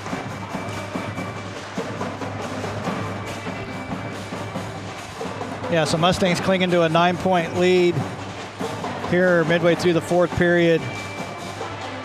And really for the Mustangs, kind of balanced scoring, but Aislinn Rottinghouse with 12, Peyton Rottinghouse and Macy Clark both with 6.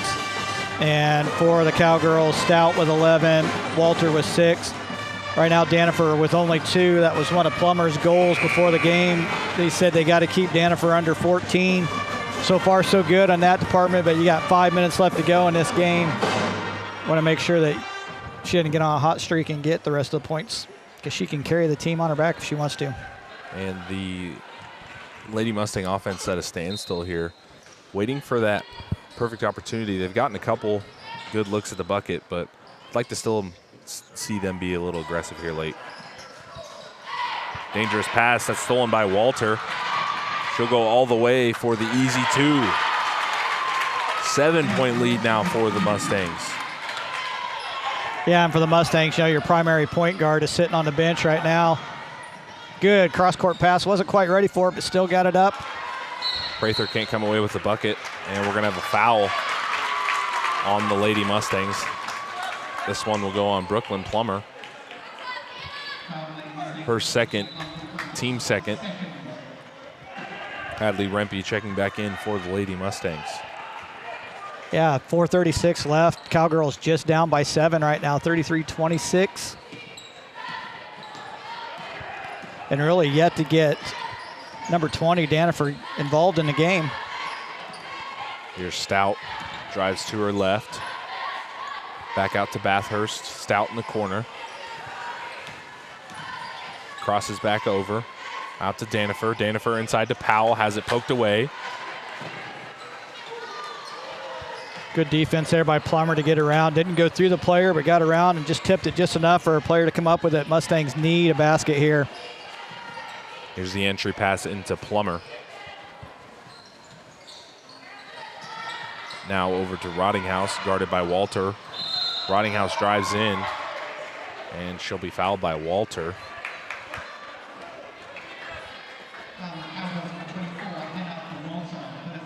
That'll be her third, team second. Yeah, Mustangs with only 1 timeout left. Cowgirls with 3, so Mustangs got to do a good job taking care of the ball. You don't want to use that last timeout with still 3.5 minutes left to go in the game. Here's Rempe, top of the key. He's going to fire a 3, no good. That'll be a jump ball between Stout and Prather. Possession arrow will stay to the Cowgirls.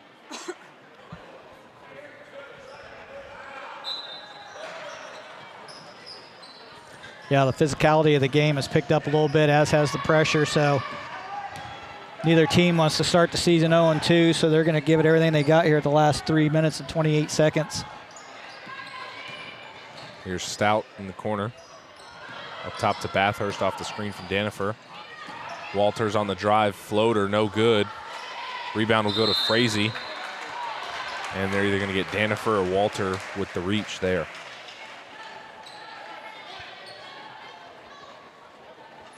.3:14 remaining here, 4th quarter. Yeah, and really nobody's in terrible foul trouble. Number 24 for the Cowgirls, Hannah Walter, is the only player on either team with more than 2 fouls. Rempe on the drive, inside to Plummer. Layup won't go. gets her own rebound. Rempe on the drive, back inside to Plummer. Has it blocked.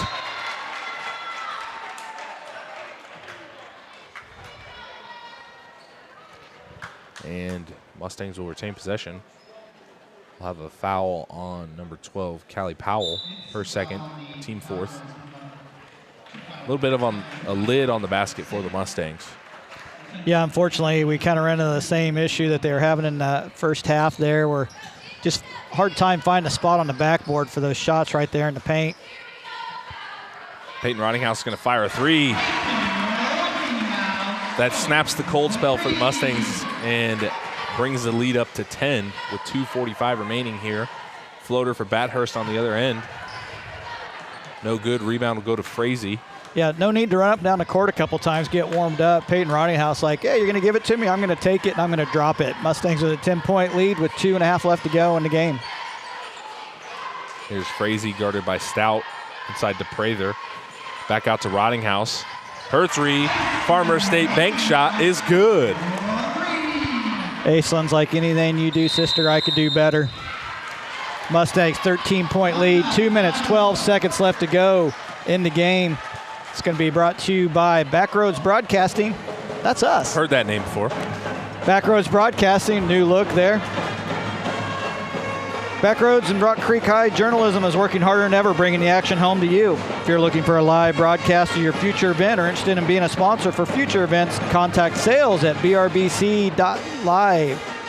Even if you're just enjoying tonight's free broadcast and would like to help out Backroads Broadcasting or Rock Creek High Journalism, you can always donate through Cash App at $BRBCL or Venmo at BRBCL.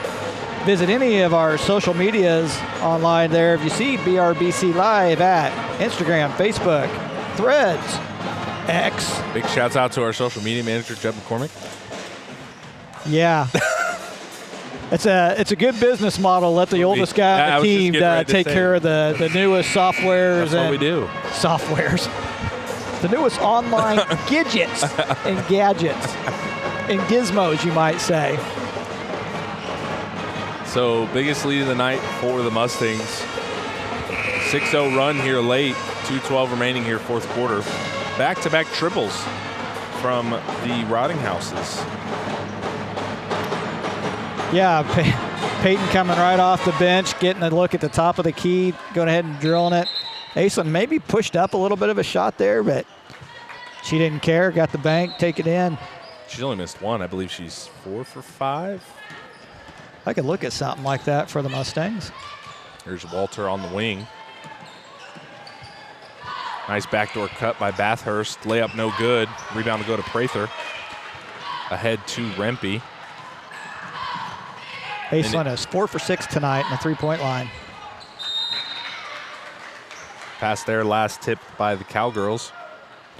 Yeah, so with 1:49 left to go, the Mustangs, I mean, you don't want to just sit back on your heels and not do anything, but there's no need to try to make any questionable passes, but really protect the ball here at this point in time.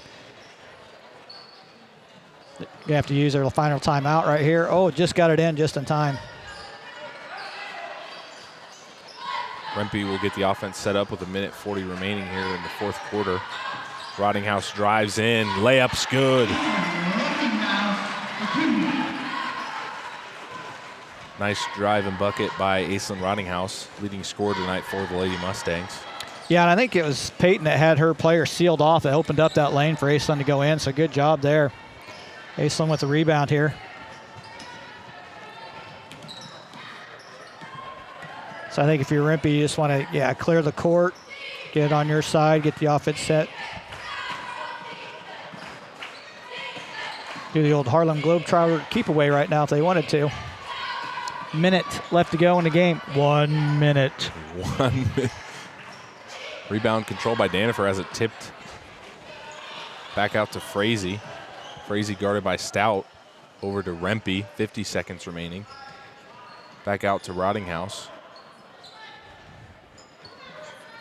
Inside to Prather. Over to Rempe. She's going to fire a three. Got it. Wanted to seal the deal right there. I was getting ready to say. Mustangs showed up, did what they needed to late. Was clinging to a 9-point lead at one point in time. Now they've extended it all the way out to 18 with just 20 seconds left to go in the game. Mustangs in control of this one, looking to pick up their first win of the season. Here's Stout on the drive. Layup won't go. She'll head to the line for 2.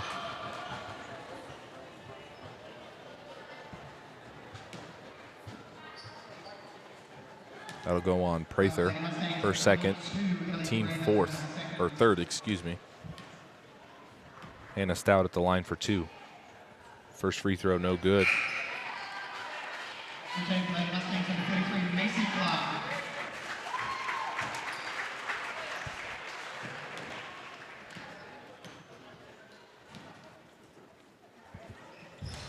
Second free throw, no good.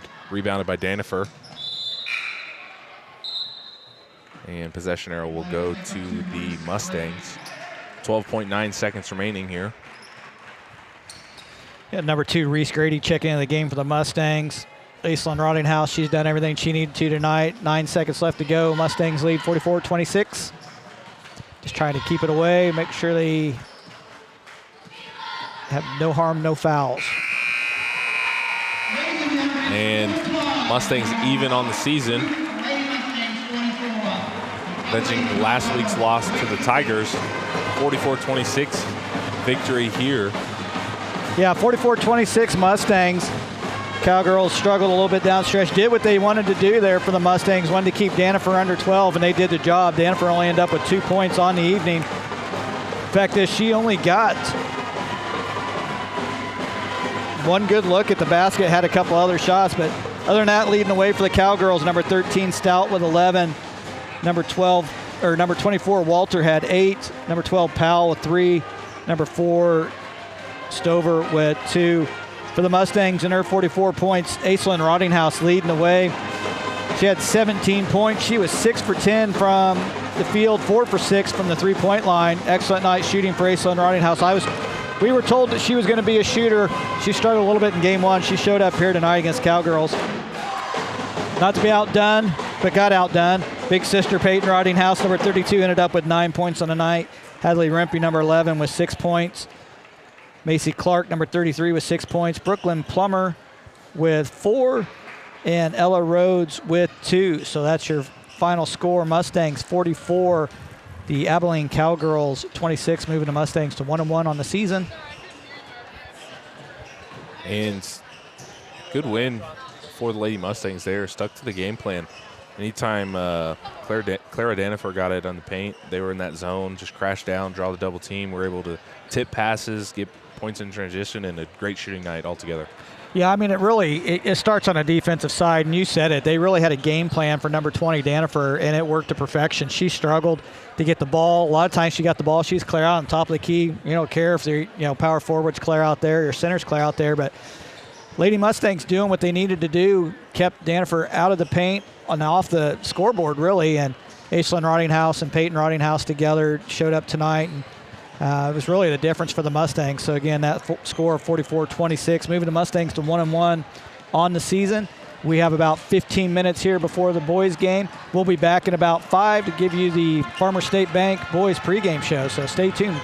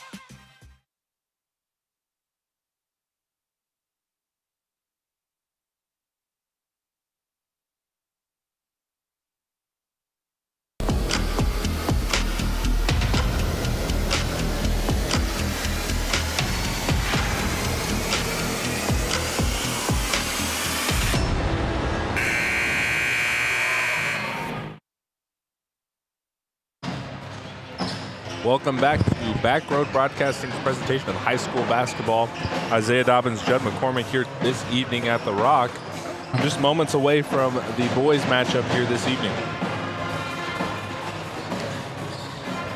Yeah, this pregame brought to you by Farmer State Bank. Varsity boys game. Farmer State Bank celebrating 125 years of banking service in the communities of Westmoreland, Manhattan, and Onega. If you're looking for a new home, then you need to meet the team at Farmer State Bank. They are there to help you make the move. Make that move today and go to bankwithfarmers.com. Happy birthday, Farmer State Bank. NMLS number 403435. Yeah, Farmer State Bank celebrating 125 years. So let me tell you, that's the shortest time, that's shortest 5 minutes ever between the girls and the boys games before we come back for the pregame show. Want to recap last week's game. Mustangs beating Tigers last week.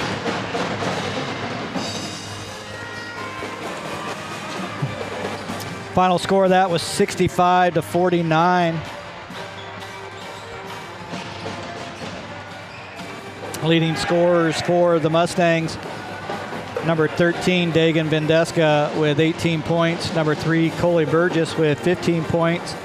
And number 23, Riker Zeller with 13 points. For the Tigers, Owen Craig with 16 points, Justin Wright with 11, and Jace Weller with 10.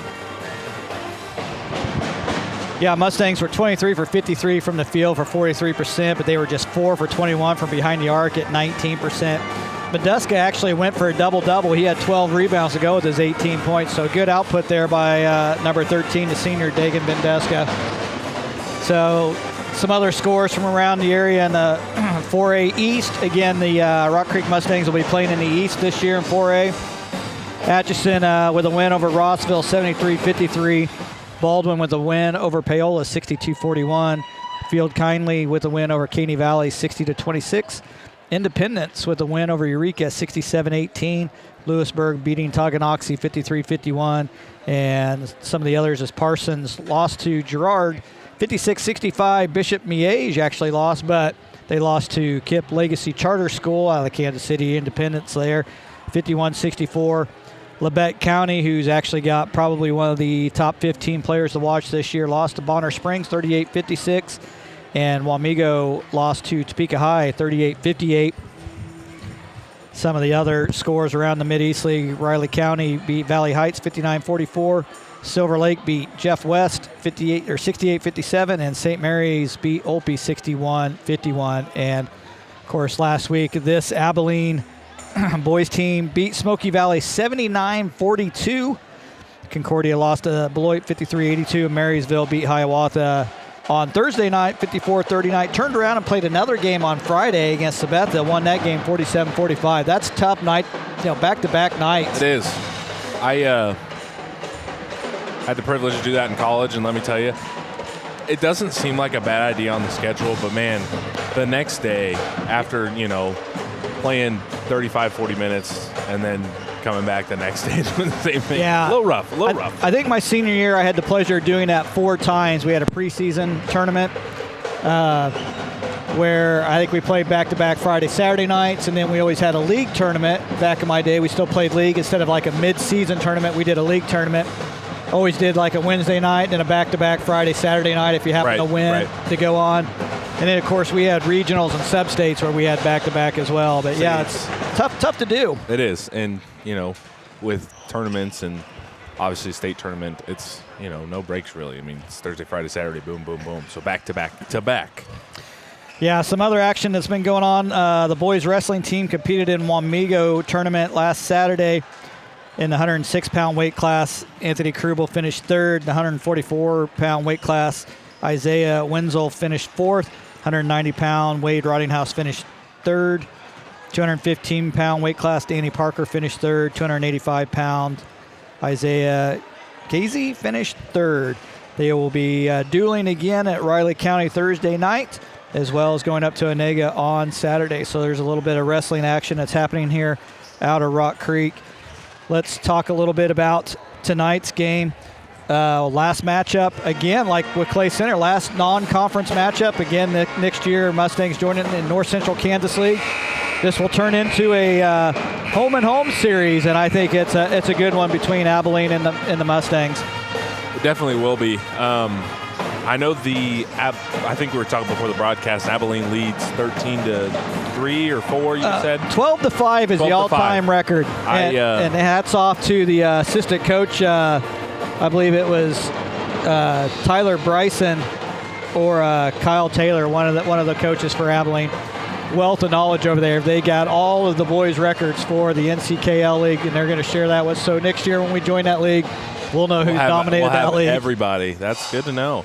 Not to toot my own horn here, but I did have the pleasure of beating Abilene when I played back in 2016. And I believe we went on a little bit of a run there, beat them 2 years in a row, and then after that it was kind of all Abilene from there on out. Yeah, of course, last year they went 1-1 against this Abilene team. Looking to go, hopefully at least 1-0 against them this year. They're going to match up pretty good this year. Abilene's had some height in the past, but really they're kind of about the same in height. And really the players to watch for Abilene is going to be number 32. That's Tyler Holloway. He's a 6'4" junior, as well as number 0. That's Brax Fisher. He's a 6'1" senior. He went off for 32 points last week against Smoky Valley. Of course, they also had 47 points off of turnovers. My understanding was Smoky Valley struggled handling the ball a little bit, and Abilene Cowboys made them pay for it. And looking forward to this matchup. I know the Mustangs didn't shoot great from 3, but they made up for it on second chance buckets, points in transition, and just having, 6, 7, 8 guys who are ready to play. Yeah, and they're going to have to handle the pressure. The Cowboys are going to be coming after Coley Burgess, and so they know that they're going to run with him. So we got 1 minute left to go in this game. We're going to get to the Max Motors of Manhattan routes to victory.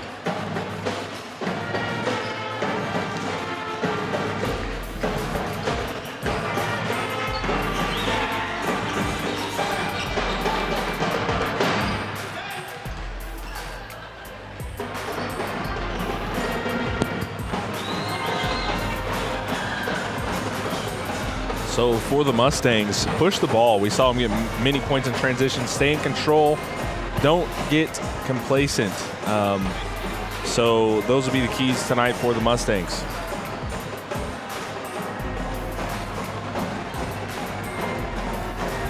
Yeah, for Abilene, what they're going to want to do is really they want to try to pressure. Like I said, they want to get after Coley Burgess. They know they got to run through him. They want to try to pressure the ball. They want to capitalize on Mustangs' mistakes and eliminate second chance opportunities. We saw last week the offense got a lot of second chance boards, and they want to push the offense beyond the arc. They were getting ready to go for the national anthem. That's going to be sung to you by a junior quartet of Sarah Klein, Aiden Lewandowski, Paige Lewandowski, and Colton Kleeken.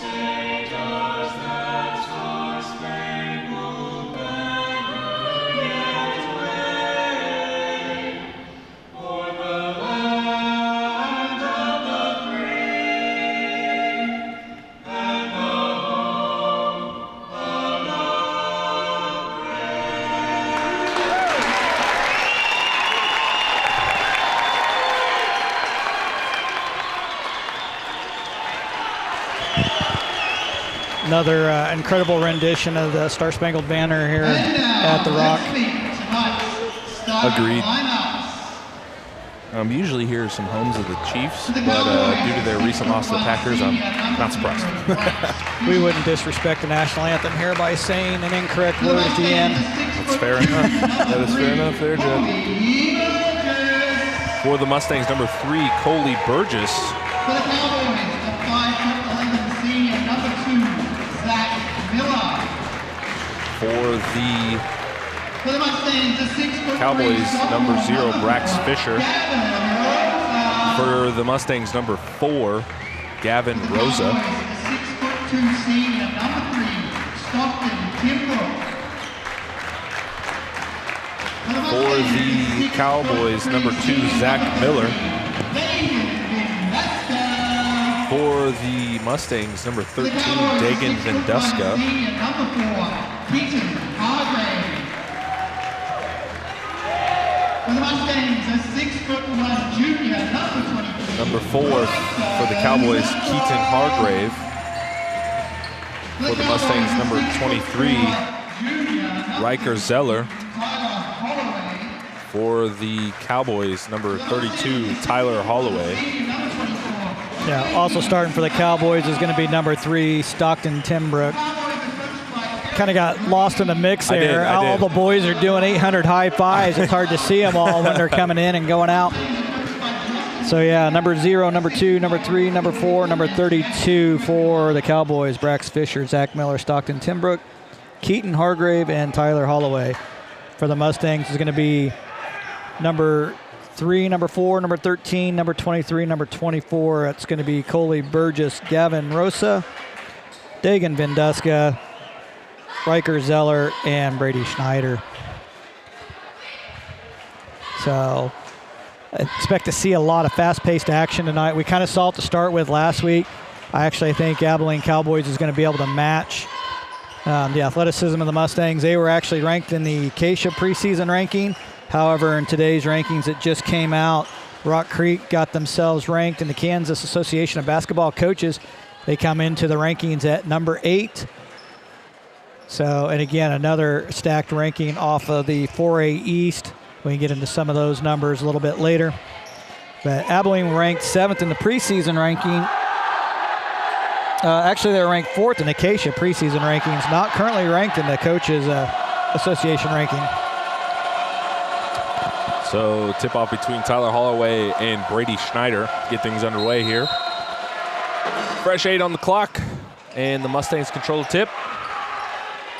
And here we go. Looks like Gavin Rosa sporting some different colored shoes tonight. Those cream color. Yeah, gone are the white and hot pinks. Looks like all of them are sporting different colored shoes tonight. Floater for Burgess, no good. Gets his own rebound. Out to Rosa, open 3, no good. Rebound will go to Miller. Stolen by Venduska, and gets the Mustangs on the board first. So not a second chance, but a third chance bucket for the Mustangs. Here's Timbrook, and who else but Dagan Venduska with the charge. Taking a charge early. That'll be Timbrook's first foul, team first. That's 3 down, 37 to go to beat the record. 36 to count go. it out, folks. Again, we talked about last week, the charge record was 38. And Venduska loses the ball. And it'll be Cowboy basketball. As you were saying, Judd, sorry. Yeah, charge record, I think it was 38 last week by a gentleman by the last name of Tanking out of Centralia. So Venduska, I believe, with 3 on the season, which had the average about 1.5 a game. He's currently averaging 1.5 a game. Here's Fisher, guarded by Zeller. Over to Hargrave, guarded by Burgess. Now Timbrook on the wing. That'll be Brax Fisher, gets the first bucket for the Cowboys. Corner 3. Yeah, he's going to be a shooter all night long, so you got to keep an eye on Fisher, number 0, and number 32, Holloway. Dangerous spot to pick it up for Schneider. Leaves Zeller open in the corner, fires a 3. The answer.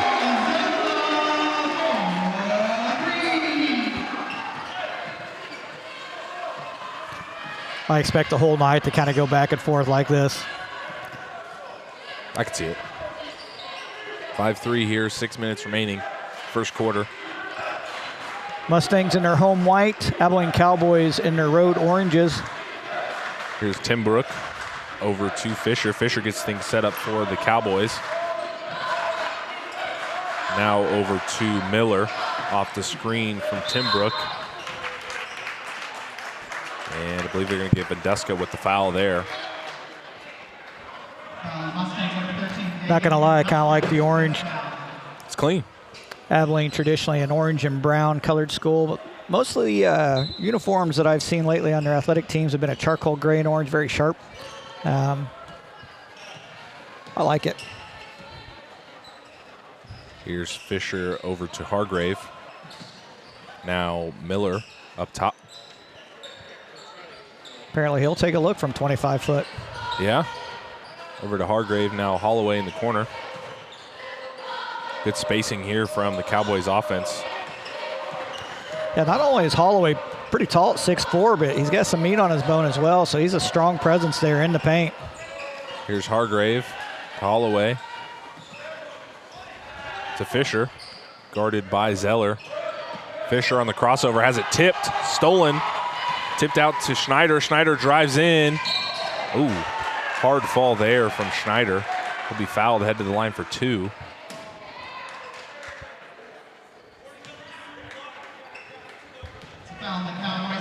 Good to see Schneider up after that.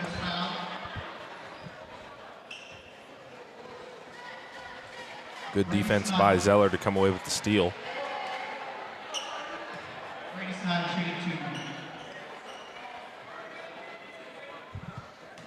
You've been on the floor several times. What do you think they were just saying to Miller there? You know, that's it could be anything really. It's always a gray area when you have someone run under you, because, you know, obviously you're not ever trying to undercut anybody at any point in time, but who knows? Yeah, Miller kind of with a smile after the refs talked to him. Must not have been anything too punishable, but just wanted to make sure that everything stays clean. Hargrave looking for a foul on the three-point attempt. Holloway gets the rebound. We're going to have a foul underneath.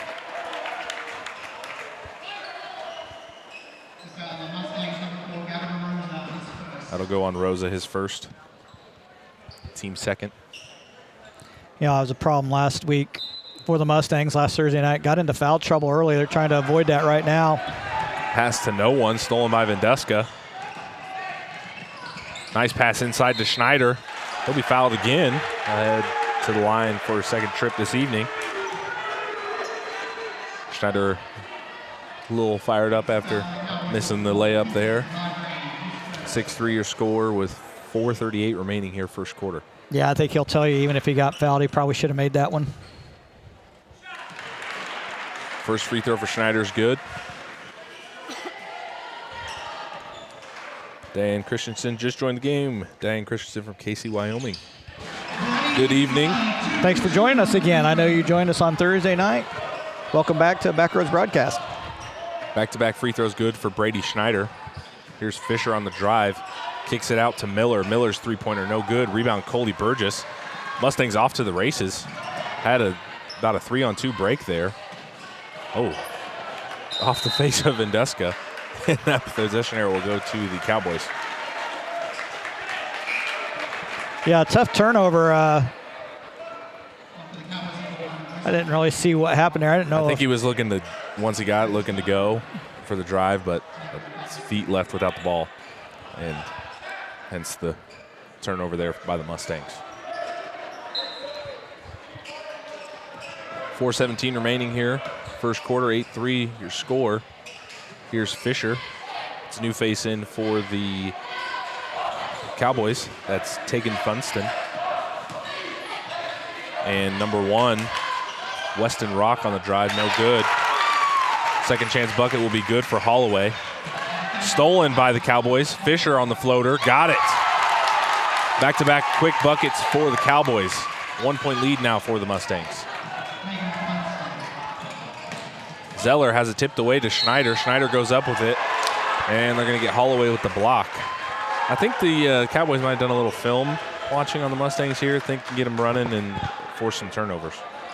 Yeah, I mean, it's one of the things that we tried to talk about on the routes to victory is try to capitalize on the Mustangs' mistakes and really, push them and make them play fast. So that'll be Tyler Holloway's first foul. Team fourth. Brady Schneider at the line for 2. Can't get the first one to go. Trevor Christensen checking in for the Mustangs, and number 24, Ian Crump, for the Cowboys.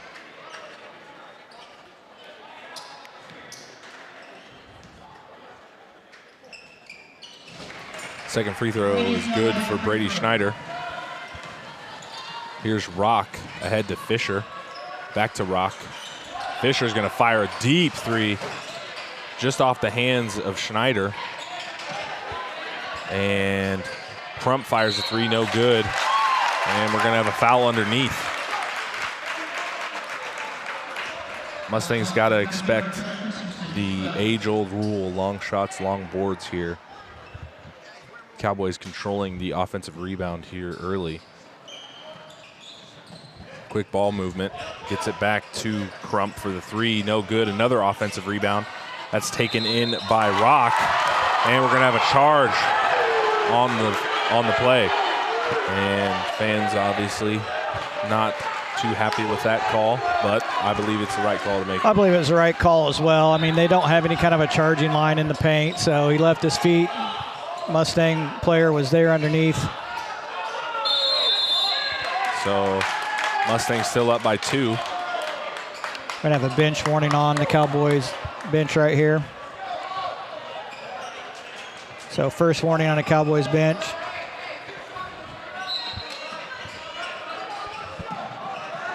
Home run ball for Vendeska. He gets it. Pump fakes. And he gets Timbrook in the air. Idle head. And Vendeska will head to the line for 2.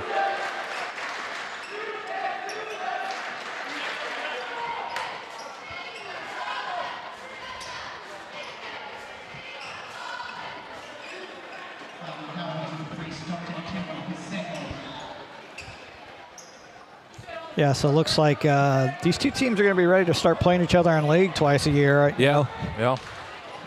Another fun matchup to look forward to. I talked to Coach Grafey before the game, Eric Grafey, the head coach of the Cowboys. He said he likes playing teams like the Mustangs early on. Their athleticism gives you a good idea kind of where you stand as a team when you get into the season a little bit deeper. First free throw for Vendeska is good, with the mascots of these two teams, Cowboys and the Mustangs. We could have an old-fashioned Wild West matchup here this evening, Jeff. Yeah, the Mustangs definitely don't want the Cowboys to saddle them and try to control them and all the other puns that are involved. Nice interior pass. That's taken Funkston on the bucket.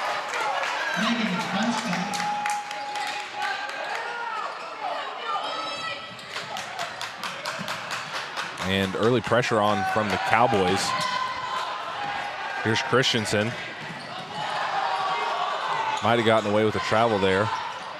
Here's Vendeska in the corner, drives the baseline. Has it blocked by Fisher. Has it blocked again by Fisher. How about that for your point guard? Getting up and getting not one but 2 blocks for Brax Fisher.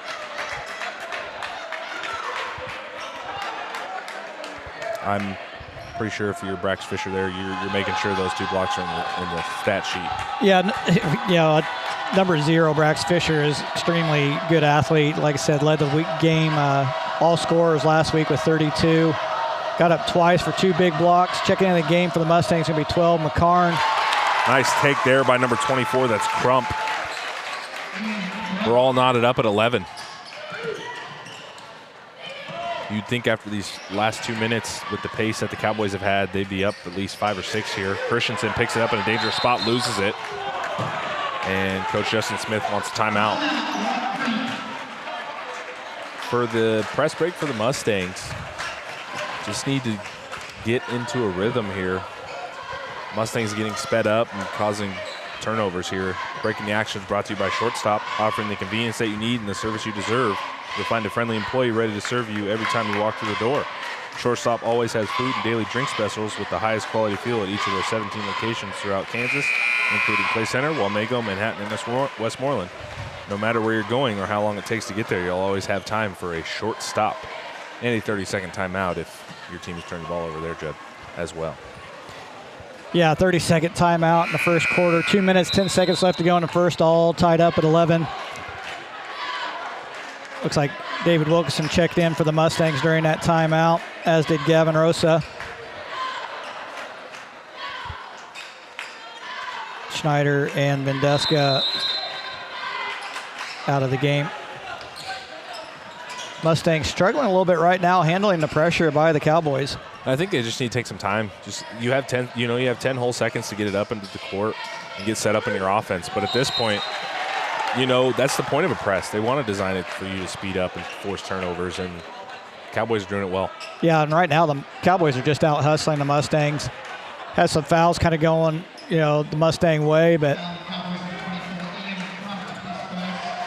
foul will be on 24, Ian Crump, his first, team 5th. McCarn at the line for 2.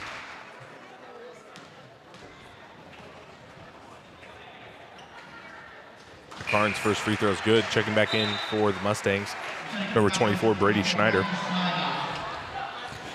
Yeah, the schedule's not going to get any easier for the Mustangs. Everybody's going to be up and ready to play them this year, so they're not going to sneak up on anybody, especially now that they're ranked. Well, not only that, too, but strength of schedule changing next year as the Mustangs join the NCKL. Yeah, going to be a much tougher league all around for them. So you'll have 2 against Clay Center, 2 against Abilene. Marysville actually won the NCKL last year. Only gave up an average of 38 points a game last year. So Crump on the awkward jumper gets it to go. Oh, nice chicken wrap from Gavin Rosa. Tries to get it inside to McCarn, has it taken away. All knotted up at 13 here. Holloway drives in. Kicks it out to Crump for 3. Ian Crump for the Cowboys, last 5 points. And they're going to get Fisher with the reach there.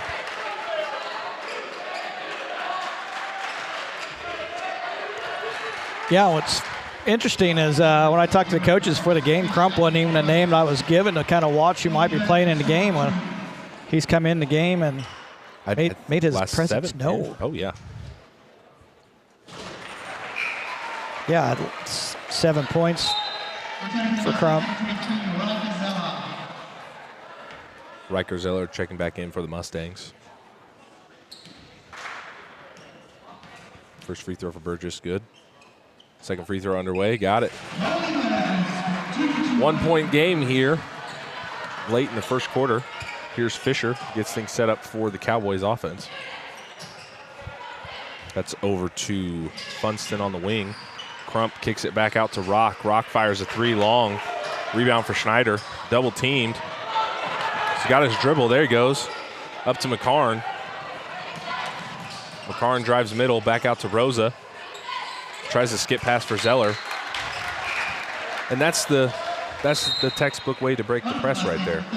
You get it, you're under control. You usually have a 2-on-3 or 3-on-2 or a 2-on-1 break. Yeah, I mean, they were just getting sped up, and the good job there by, just pulling the ball back out and resetting the offense. But then again, they end up just kind of throwing it away. But Mustangs struggling right now with pressure. Rosa loses the handle. Here is Funston.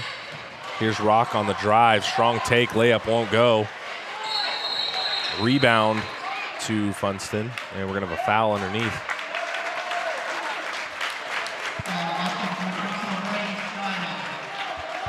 Taking Funston at the line for 2. That last foul going on Schneider, his first, team 4th.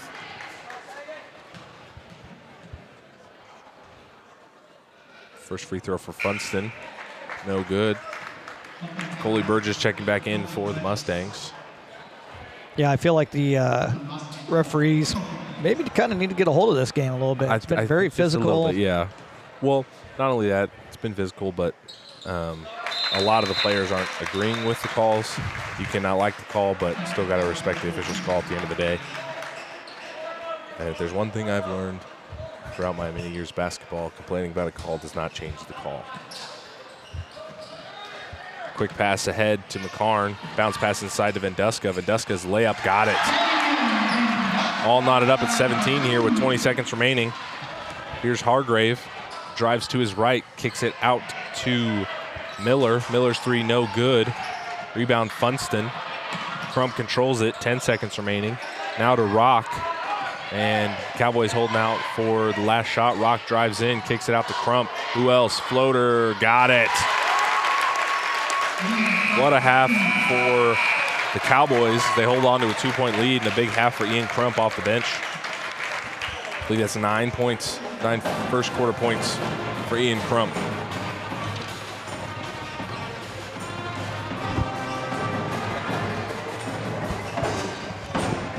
Yeah, Ian Crump coming in, having 9 points off the bench. Fisher with 5, Funston with 3, Holloway with 2. For the Mustangs, Venduska leading the way with 6. Schneider with 4, Zeller with 3, McCarn and Burgess both with 2. We're going to get to the first boys bandit brain teaser. I'm going to guard my answers. I can't see that far without my glasses anyway. What male athlete holds the single season record for assists? Is it A, Steve Henson from McPherson, Larry Drew from Wyandotte, Marcus Ziegler from Wichita South, or Maurice Evans from Collegiate? This might be the one to stump me. I'm going to go with the final answer. What'd you go with? I put my perfect record on the line. Was it Ziegler? Ziegler from Collegiate. Ziegler was from Wichita South. Maurice Evans from Collegiate. Okay. That's my answer. Putting the streak on the line. Putting a streak on the line. Stay tuned till the end of the second quarter. We'll give you that answer right at the beginning of halftime. Second quarter action underway. Fisher gets the offense set up for the Cowboys. Over to Hargrave. Out to Timbrook. Back to Fisher, looking inside for Holloway, guarded by Schneider.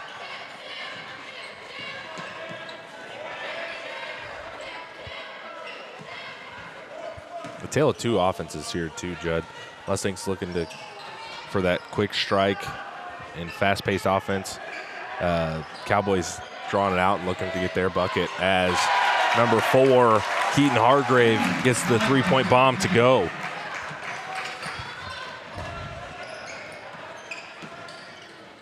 Yeah, so far the Cowboys have been matching the Mustangs offense, or really their athleticism, really have kind of out-hustled them at this point in time. Zeller on the floater, no good. Venduska tries to get the layup. He'll be fouled. And that'll send Dagan Venduska to line for 2. And you know, we talked about last week, Dagan Venduska, double-double there. I mean, this is nothing new to us that we've seen. Offense and defensive player here for the Mustangs. Yeah, and what I've noticed here lately after Venduska took that charge, it seems like every player out there is trying to take one right now.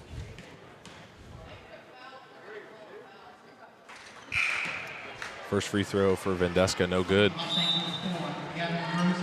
Cowboys lead by 5 here, 7 minutes remaining here, second quarter.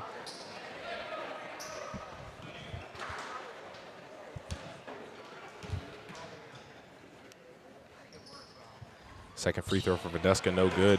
Rebound Hargrave has it tipped by Zeller.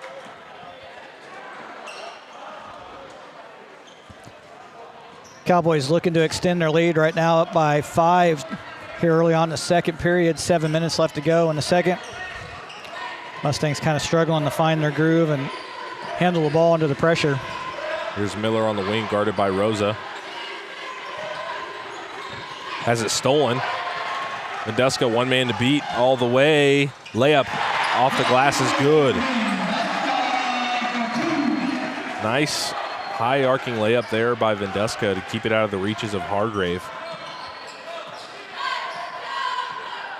3-point lead now for the Cowboys. 6:30 remaining here, first quarter. Here's Crump, top of the key, guarded by Venduska. Miller inside to Fisher.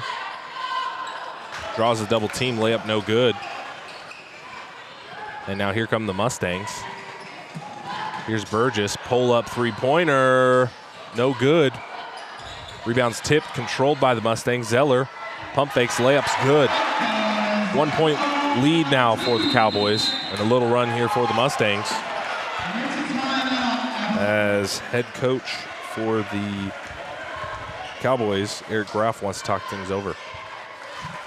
Yeah, looks like he's going to be taking a 30-second timeout. That 30-second timeout is going to be brought to you by Faith Furniture. Serving Manhattan and the surrounding area since 1952, Faith Furniture takes pride in the value, selection, knowledge, and family experience that they want to share with all of their customers. If you're looking for a full arrangement of great-looking furniture for your living room, dining room, bedroom, or office, or just looking for that perfect accent to tie the room together, Faith Furniture has what you're looking for. When it comes to buying new furniture, you've got to have faith. Indeed you do. Yeah, 6 minutes left to go here in the first half. Cowboys up by 1, 22-21 with the possession.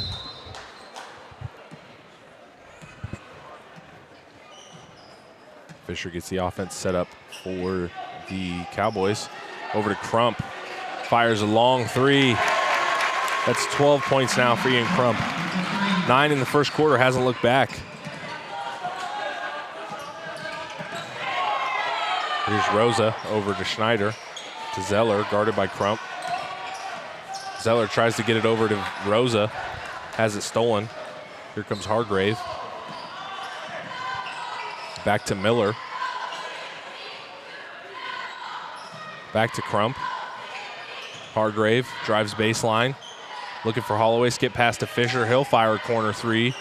No good. Rebound to Rosa. 4-point lead now for the Cowboys. Gonna have almost what would be a pass interference call there on Crump as he gets tied up with Zeller. Yeah, no call there. Of course, we're on the Abilene fan side, and we've got 40 or 50 refs all around us. Fisher gets the offense set up for the Cowboys. Over to Crump. He's got the hot hand. Inside to Hargrave. They're going to give Induska with the foul. And not only the dictation from fans and players alike, but that can definitely have an impact on how the official calls the game a little bit. Yeah, they like to say it doesn't, but it kind of gets in the psyche a little bit there. Ian Crump from Steph Curry range from the Westmoreland parking lot. Gets it to go. Rosa to Venduska. And they're going to give Venduska with the travel. So let's see now. That's 15 for Crump. Yeah, let's look. He had 13 last week, and this week he's sitting on 15 already in the first half, so he has got the hot hand. I'm guessing Abilene's going to keep feeding the hot hand. You know, you find it, beat it. There's Hargrave inside to Holloway. Would like to get him going, draws a double team. Double team don't matter. Jump shot's good. Here's Coley Burgess. Drives in, floater, short. Rebound tip to Zeller. Drives baseline. Turnaround jumper, no good. Rebound Holloway.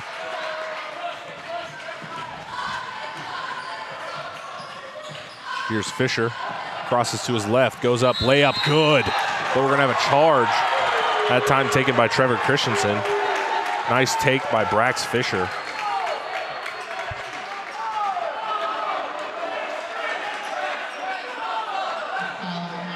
And that'll be Brax Fisher's second.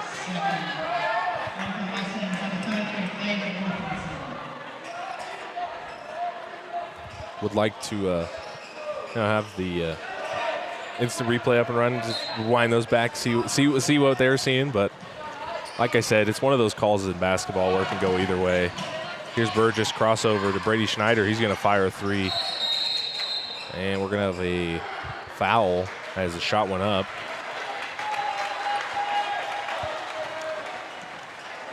Yeah, we had a absolute clear out underneath there. Hargrave wanted to make sure that Wilkinson was nowhere close for that rebound.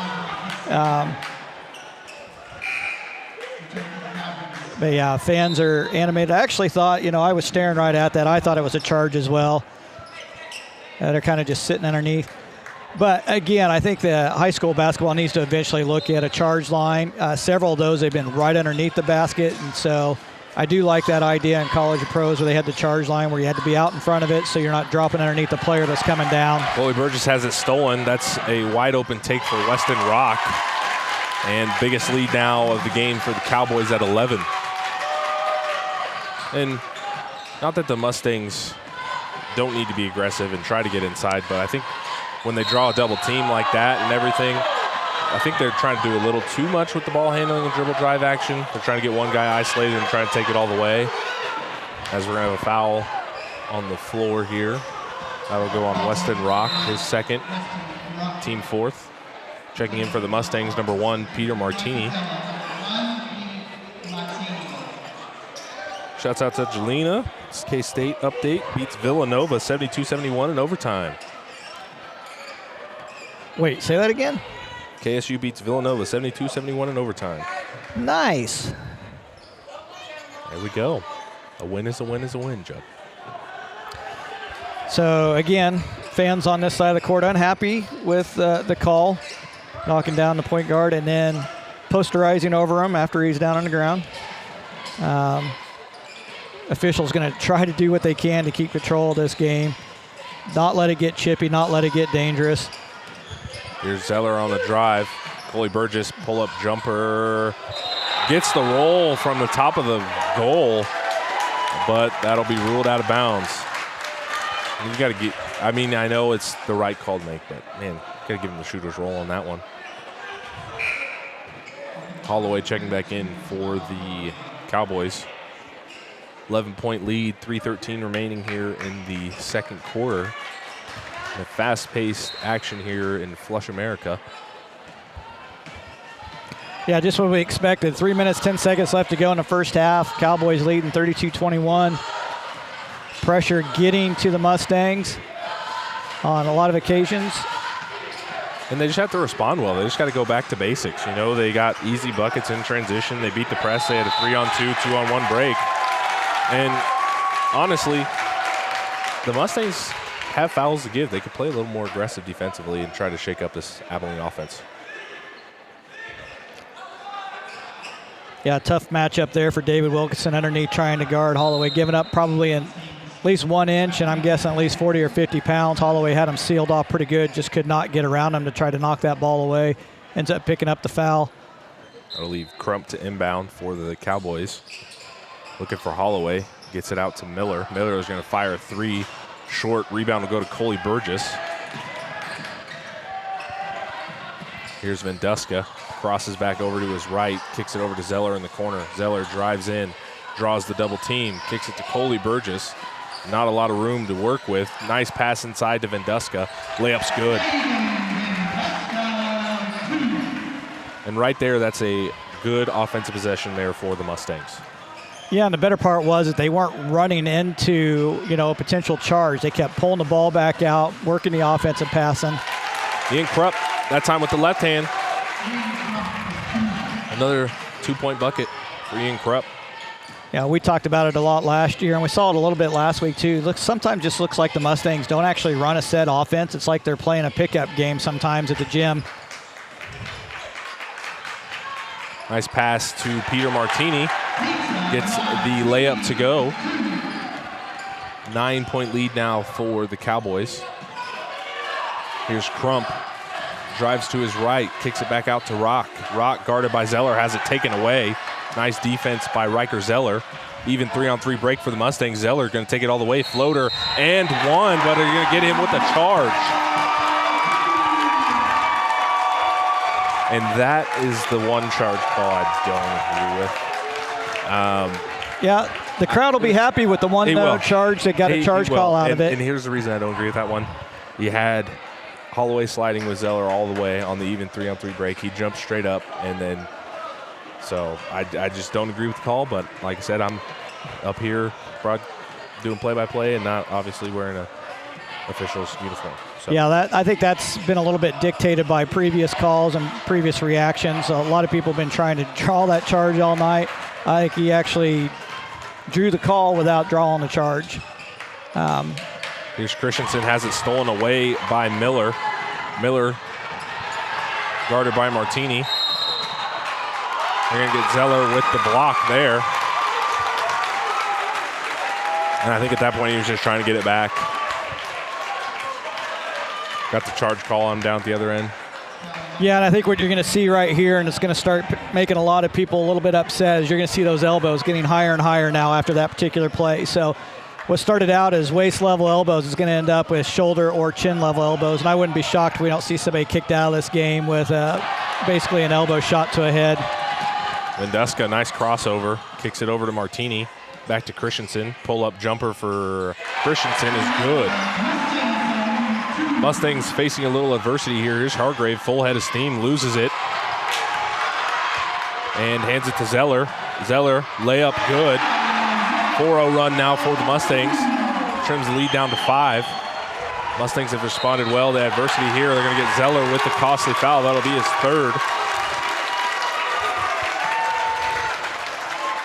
And he's got to be smart there. Number 23, Riker Zeller, one of the starters, ahead to the bench with his 3rd foul. Team 5th.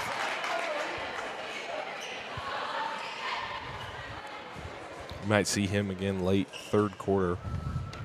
Miller, first free throw, no good. 39.9 seconds remaining here, 2nd quarter. Yeah, like I said, did a good job getting the basket. Sometimes you're a little amped up and you try to go right back for the ball again. Bad foul right there.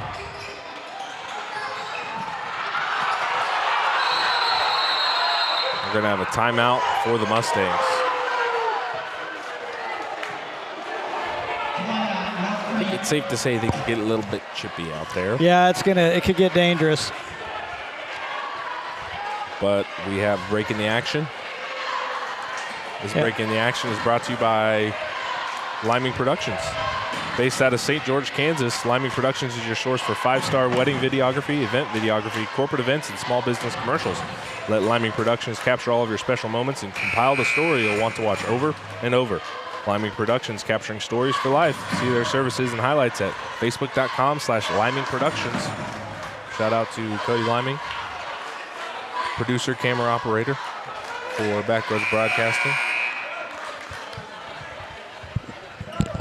Yeah, so Rock Creek student section has been kind of taken out of this game. Abilene fans have traveled well for this. They have. Of course, it's a little bit louder over here where we're at, but I feel like they've kind of controlled the emotion of the gym so far in this first half. And the Mustangs, we used to sing that fast-paced offense like I mentioned earlier. There's no shot clock in high school basketball. So the Mustangs could take, if it takes them 3 minutes to score, and as long as they're getting good looks at the bucket, then that's something I'd like to see instead of them just coming down and having empty possessions. Yeah, here we got about 8 seconds left to go in the first half. Mustangs holding for the last shot. Here's Schneider on the handoff to Burgess, loses it. Half-court heave. Oh, that one was close there. That's Funston. And going into halftime, Mustangs down by 5 as Cowboys are up 34-29. We'll review some stats here. Yeah, this halftime break is going to be brought to you by Farmer State Bank. Farmer State Bank celebrating 125 years of banking service in the communities of Westmoreland, Manhattan, and Onega. If you or you have a student looking for financial independence to get rewarded for good grades, open up a Books and Bucks checking account with Farmer State Bank today. You can receive $10 Amazon gift card for opening an account, plus $25 cash each semester with a GPA of 3.5 or higher. To learn more, visit any of their 3 locations or visit them online at bankwithfarmers.com. Farmer State Bank, member FDIC, and your equal housing lender. Happy birthday again, Farmer State Bank. Old enough that all 4 members of Backroads Broadcasting put together. Yeah, together, yeah. Hey, while we're at it here right quick before we let you go to halftime, let's go ahead and get our answer to our first Bandit Brain teaser. Oh, boy. What male athlete holds a single-season record for assists? Steve Henson, Larry Drew, Marcus Ziegler, or Maurice Evans? Marcus Ziegler, Wichita South. You can put it on the board. Isaiah Dobbins, 3 for 3.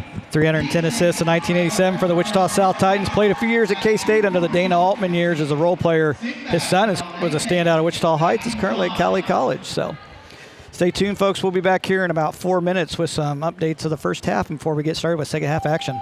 And due to copyright reasons on Facebook, we will just have our kind of intro music playing due to Facebook restrictions. Thanks.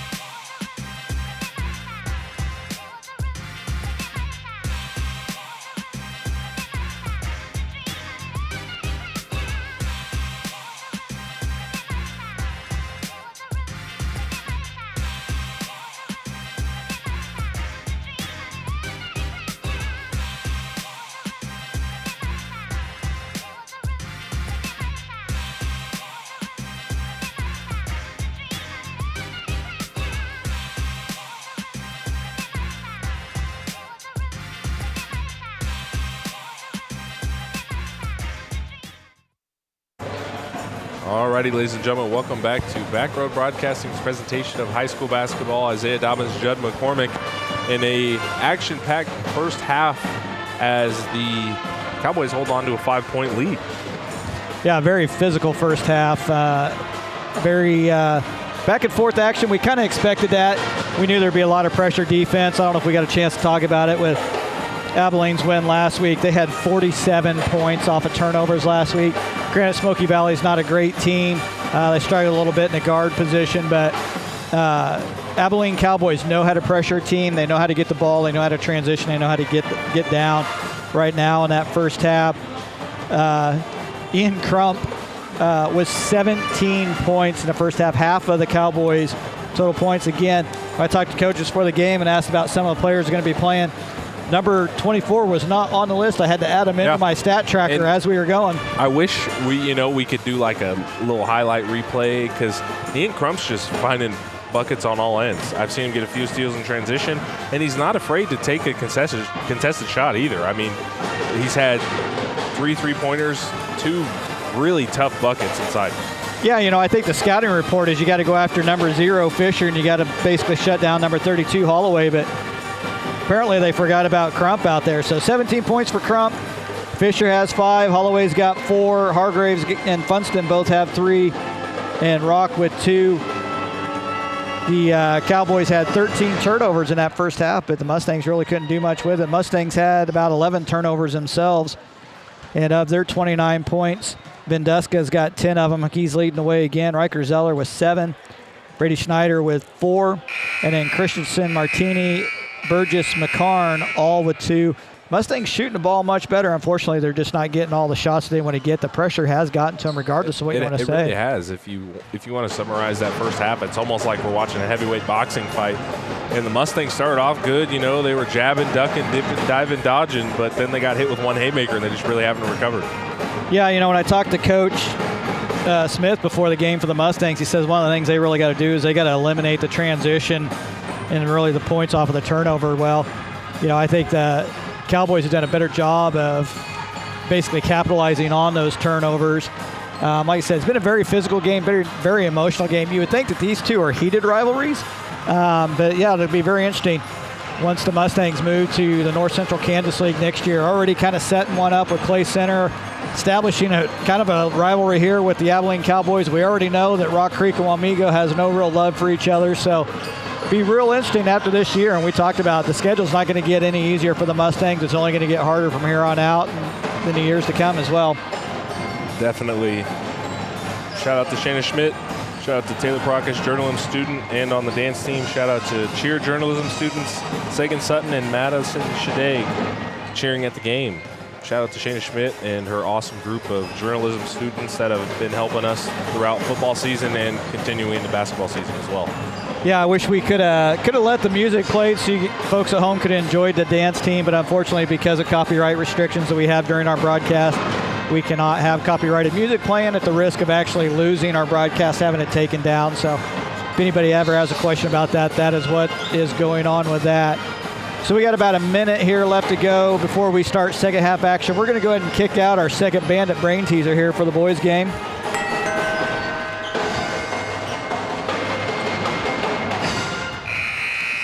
That is, what is the highest number of points scored by a winning team in Kansas high school boys basketball game? Last week we had the girls.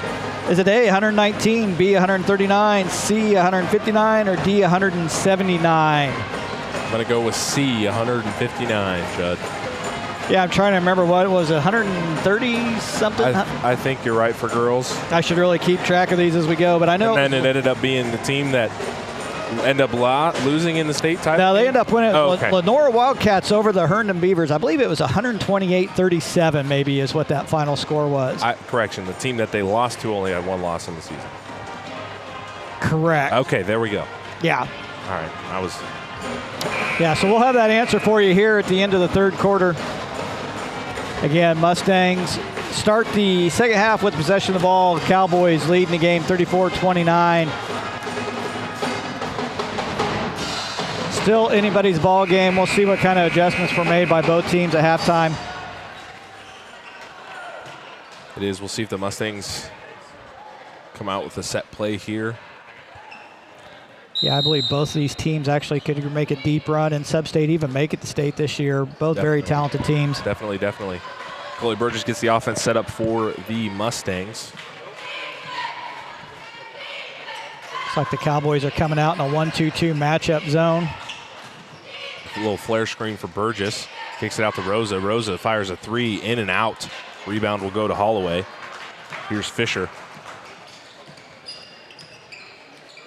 Now gets it to Timbrook, and he'll get the offense set up for the Cowboys. Looks like both teams right now just trying to settle in and catch their breath from the first half. It was we've already seen more slowdown here in the first 30 seconds of the second half than we think we did in the entire first half. Timbrook gets it back. Layup is good. And when the Cowboys are getting looks inside, Judd, it's not like they're having any sort of real challenge. Oh, got to give him continuation on that, ref. Come on now. But as I was saying, there's really no sort of contested shots down in the paint for the Mustangs. When the Cowboys are getting it there and they're getting it at will and scoring. Dangerous pass to nobody. Fisher comes away with it. He'll go all the way to the other end for the easy bucket. Lead back up to 9 now for the Cowboys. Yeah, not a pass that you expect to see out of your point guard, who's normally your surest passer you have out there. Burgess, three-pointer is good. Would like to get him more involved if you're Coach Justin Smith. Yeah, I think they're going to try to take him off the point guard position, put him more out at a 2-guard right now to try to free him up, take the shot instead of driving the offense through him right now. We may see Riker Zeller and Gavin Rosa handling the ball just a little bit more, try to get Burgess open on a wing. Here's Hargrave on the wing. Skip pass to Miller. Fires a 3, no good. Rebound will go to Schneider. Skip pass ahead to Zeller. Got to be careful. He's got 3 fouls. Drives in, pump fakes, jumper. Has it blocked. Controlled by Hargrave. Ahead to Fisher. Fisher, double clutch layup. Got it. There's those points in transition for the Cowboys. And that's how you break a press. Just get it to the center of the court. Let him do the job. Nice take there by Brady Schneider. Another player they'd like to get involved here in the second half, Judd. Yeah, I mean, I think pretty much the book is out that Schneider is going to be a guy that could score, so everybody we play is going to be looking to shut him down. But apparently they keep forgetting about Venduska. He keeps putting up the leading scorer, both last year one of the top 2, and this year he's one of the top scorers. Kind of a foul on the floor. Well said there, Judd. Oh, Zeller's going to pick up his 4th foul here early on in the third. We probably won't see him again until about 4 minutes left to go in the game. Yeah, and you know, to add on to what you said about Venduska, I would say he's almost the glue that holds this team together. You know, he does the things behind the scenes, hustling for loose balls, getting the second, third chance rebounds, and a great defender as we've seen here early on. Yeah, exactly right. So Mustangs are going to kind of have to try to find an identity and a go-to here right now. They're only down by 6. Good steal there by Venduska. They got numbers here on the break. Venduska loses it, stolen by Hargrave. Ahead to Timbrook for the bucket. Christensen ahead to Venduska. Pump fakes, layup good. 6-point lead now for the Cowboys. Yeah, easy transition for the Mustangs, but then again, when you're sitting down underneath your basket, when it's been picked and taken all the way in for another layup, there's really not much you could do. Here's Fisher. He's going to pull up for a 3-pointer. Buries it. 9-point lead now for the Cowboys. Here's Rosa, drives baseline, kicks it to Venduska. Venduska slides in, layup, no good. Rebound to Timbrook. Here come the Cowboys now, 4:40 remaining here, third quarter. Yeah, good look by the Mustangs. Good pass there into Venduska. Just couldn't capitalize and finish it off. Fisher's layup, no good.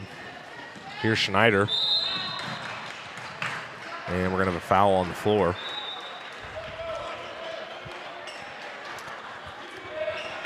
Could be just me, but it seems like both teams are less angry at each other to start the second half than they were in the first half. I mean, well said. You know, there kind of reaches that point in basketball where things have relaxed a little bit, but they don't have to be overly stressed. And still want it to be competitive, but still want both teams to have fun. Here's Burgess, guarded by Funston. Schneider going to work on Hargrave. Crosses back to his left, goes up, layup short. And Schneider will take another trip to the charity stripe.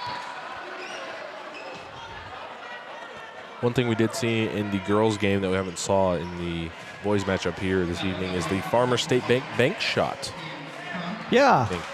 That's disappointing. Again, I think we need to build out a bingo card. I do. 3-point bank shot needs to be on a bingo card.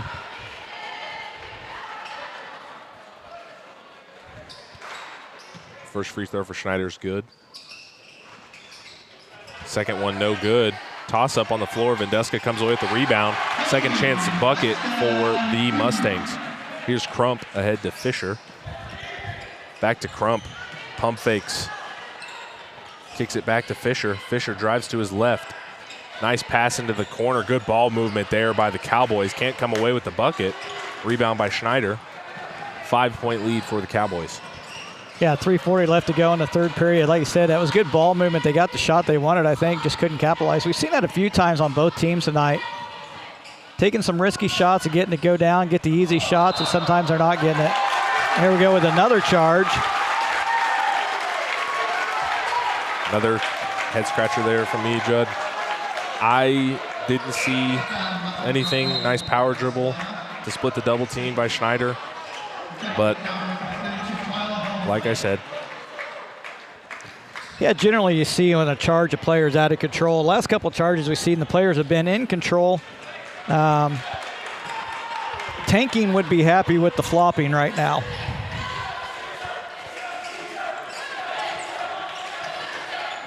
We might have broken the record for charge attempts in a game. Crump, hop step, layup, no good. Yep, get an extra hop in there. Yeah, now. there you go. Burgess comes away with the rebound, drives in, pump fakes, out to Schneider. Has the pass tipped. That'll be last touched by Vendeska of the Mustangs. Still a 5-point lead for the Cowboys. Just over 3 minutes remaining here in the third quarter.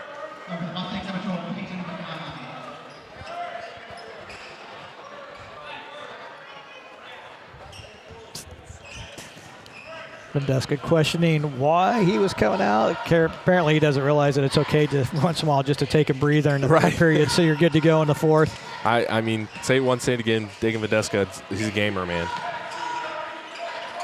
Nice pass in to decide to Holloway. Sorry, Chud, didn't want to steal your thunder there. Great entry pass by Crump in there to Holloway. Focusing a little bit more on number 24 here in the second half, so they collapsed on him, and he found the open man Holloway underneath. So that's good team basketball right there by the Abilene Cowboys. An early candidate for player of the game, Ian Crump of the Cowboys, getting it done on the offensive end. Here's Fisher. Nice pass to Rock. Reverse layups, good. Lead back up to 9 now for the Cowboys. Here's Burgess inside to McCarn, to Christensen. And another charge. Yeah, I think it's safe to say at this point in time that the charge calls are a little out of hand. I think the Abilene fans have actually dictated to the referees what they're going to call. Holloway was falling down before there was even contact on that one. It's unfortunate it's come to this, but that's what it's come to. So the Mustangs are going to have to make an adjustment. You know it's going to be called. You know you barely touch them and they're going to fall down, you're going to get it. So right now they have to make that adjustment. Right. Justin Smith visibly upset off that last call. Rightfully so. I mean, it's got to come to a point where it's equal both ways.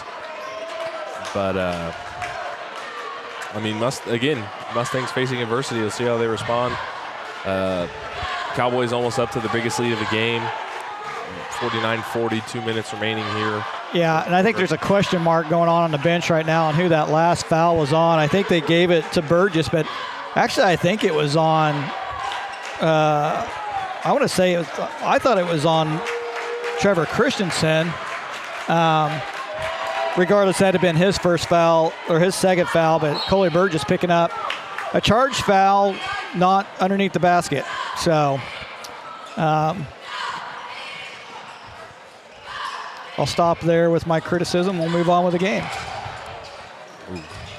Crump got away with a little bit of a travel there. Holloway inside. And going to get Holloway with the travel. Surprised they didn't get Crump with the travel there. Had a little bit of happy feet once he caught the ball. Yeah, and I feel like now after that, I'll just go ahead and say it. The ridiculous charge call, the intensity has picked back up on both sides. It definitely has.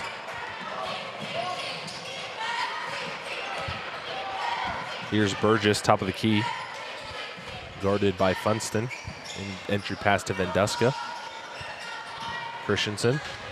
Guarded by Crump. Nice spin move by Christensen. Can't get the floater to go. Venduska with the classic. Throw it off the defender as they're out of bounds. Yeah, I apparently missed a free throw by somebody at some point in time. On a quick side note, I did see one of the, I don't know if you watch Instagram Reels at all, but I did see one of the funniest basketball reels. So guy drives in for a layup, gets it blocked, falls on the ground, no fouls called. The dude that blocked it threw it at him. He's out of bounds. The most disrespectful block ever. That is. Yeah, I was like, oh, thank you for that. Thank you for that. I'm just going to give up our fast break and just throw it to you out of bounds as you're laying on the ground. Nice touch pass back out to McCarn. Here's Martini.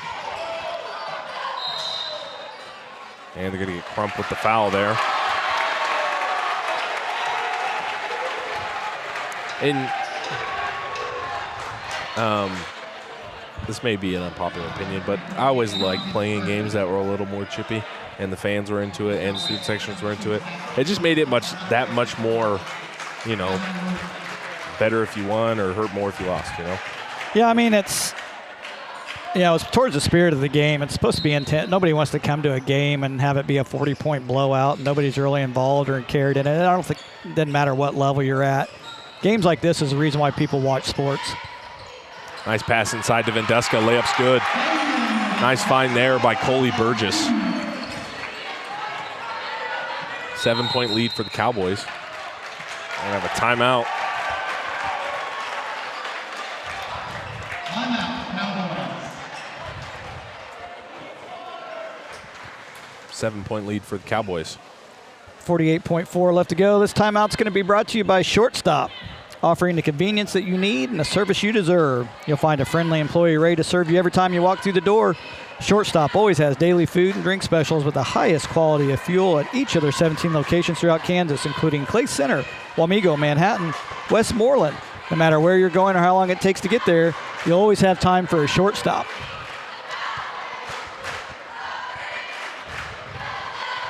This timeout is also brought to you by Faith Furniture, serving Manhattan and the surrounding area since 1952. Faith Furniture takes pride in the value, selection, knowledge, and family experience to share with all of their customers. If you're looking for a full arrangement of great-looking furniture for your living room, dining room, bedroom, or office, or just looking for the perfect accent to tie the room together, Faith Furniture has what you're looking for. When it comes to buying furniture, you gotta have faith.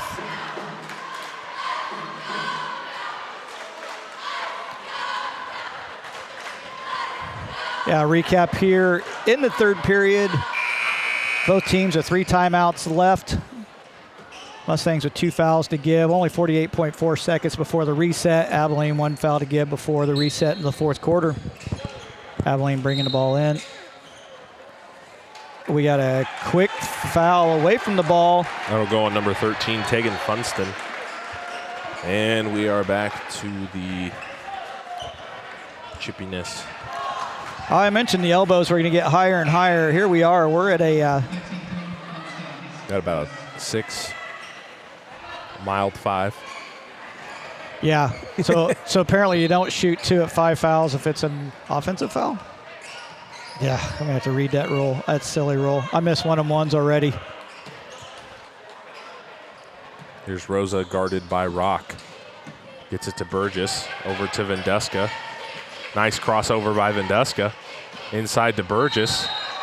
And if you guess a charge there, you would be correct. It's the Oprah Winfrey show, except instead of free cars and prizes, we are giving out charges. Doesn't matter who you are. Yeah, it's ridiculous. You get a charge. You get a charge. And at this point, it's if anybody hits the floor, it's a charge call. There's no motive or no intent behind the call. Yep, fall down and protect your head. Here's Miller, top of the key. 13 seconds left to go. Guarded by Martini, 10 seconds left. And they're going to get Martini with the foul there.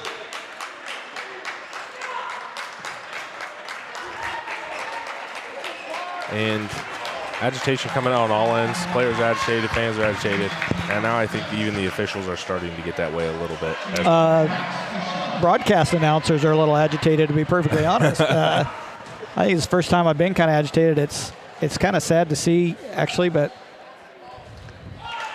I've seen worse. We definitely have seen better. But like I said, it's part of the game. We talked about it. You know if you touch somebody, they're going to flop and get a charge call. They need to make the adjustment. You have to start doing some jump stops.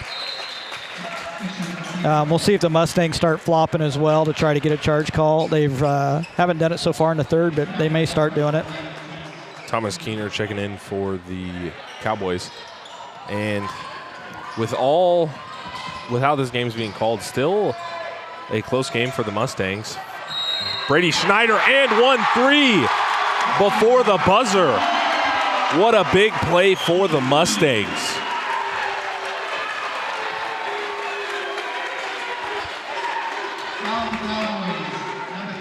Brady Schneider has the opportunity to trim the lead down to 4 here.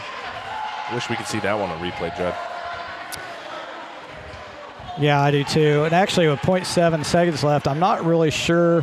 I don't know what it is they say that it takes to catch and shoot or catch and throw. Is it point? They say it's about 0.5. About 0.5, so. 0.3 if you're Steph Curry, but you know. Yeah, so I guess there's an opportunity here for the Cowboys to get a rebound and chuck a 110-footer. Free throw's good for Schneider. Hargrave, half-court heave. Oh, it's a divider on the top. That's why that's put there. Your volleyball divider comes in handy sometimes. So let's go ahead and give you the answer to that Bandit brain teaser. Hopefully what was trying to keep the streak. What was the highest number of points scored by a winning team in Kansas high school boys basketball game? I think I went with C, 159. Is that what you went with? I believe so. So it was 119, 139, 159, or 179? 179. Wow. Set in 1962 by the Cassaday Longhorns, beating the Burns High Bulldogs 179-24 in regulation time. Jeez. Cassaday is now part of the Flint Hill School District. It's a 1A classification down in the Lyons, or I believe it was Lyons County area. That is impressive.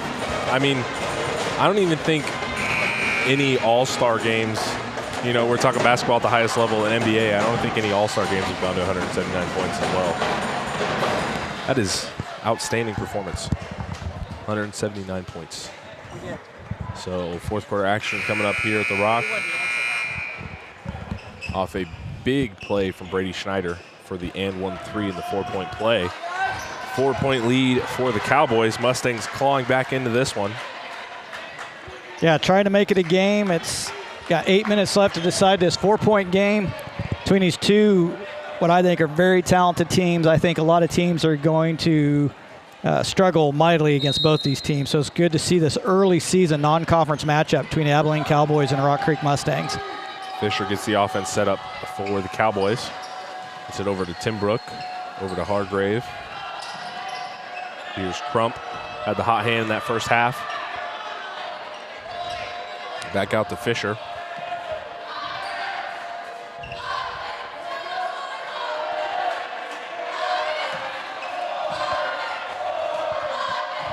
Fisher directing traffic. Back over to Tim Brook. Inside to Holloway. He's been quiet tonight. Hits Brady Schneider with a spin move. And there we go. There's a charge call for the Mustangs. Thought they were going to call the first one there, but Cowboy fans wanted it. Cowboy fans are going to get it. Flop and charge. Flop and charge. Flop and charge. Actually missed a flop and charge on the first one. So, but yeah, Holloway's going to back into that. He's a big guy. He could set himself up. All he's got to do is get position. He can do a quick turn. He doesn't really have to back into anybody. Coley Burgess ahead to Schneider, and Schneider gets the and one. And a rare call that we have seen here this evening, a blocking call. Not a charge, a block. Brady Schneider will head to the line for a free throw. And just like that, Holloway's got 4 fouls quickly, 2 fouls back to back. And that'll be a big one for him. Big presence inside. He's been the reason for most of those extended plays on the offensive end. Yeah, like I said, they dictated it early on. Basically, you touch a player, they're going to fall at this point in time. I have officials timeout. Yeah, look like there's some sweat on the floor. Schneider said, I'm going to go ahead and take my shot.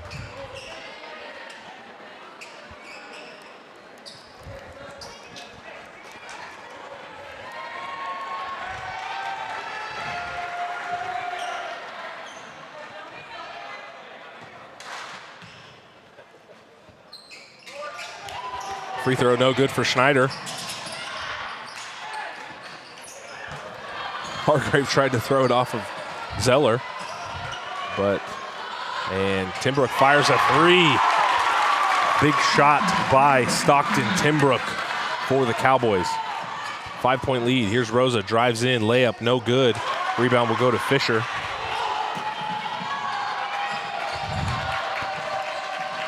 Cowboys here with a chance to extend their lead. Here's Crump, top of the key, over to Fisher, guarded by Burgess. 6:30 remaining. Here's Crump, guarded by Zeller. Timbrook at top of the key, over to Funston. Yeah, and the Cowboys can take their time right here. They've got the lead, find the shot that they really want, make sure it's good and open, but you got to keep an eye on Fisher and keep an eye on Crump. Now that Holloway is on the bench with 4. Imagine they're going to want to try to keep it in Fisher's hands. Here's Hargrave. Timbrook drives in. Hop step, floaters, good play. Good jump stop there by Timbrook. With a steal by Hargrave. Back to Funston. Yep. And rid of a block.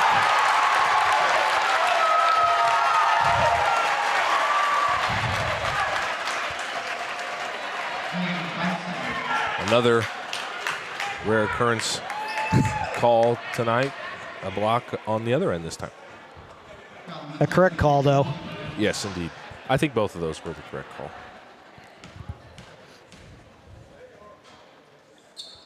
Funston's and one free throw is good. Lead back up to 10 now for the Cowboys.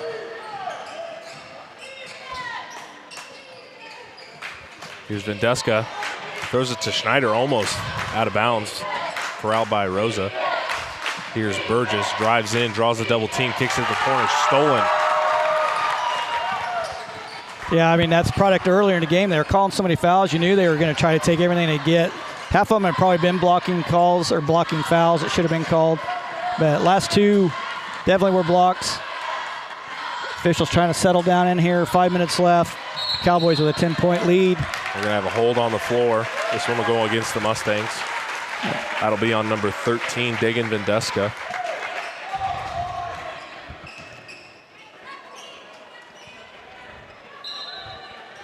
I believe that's his 3rd. I think, yep, 3rd foul, team 2nd.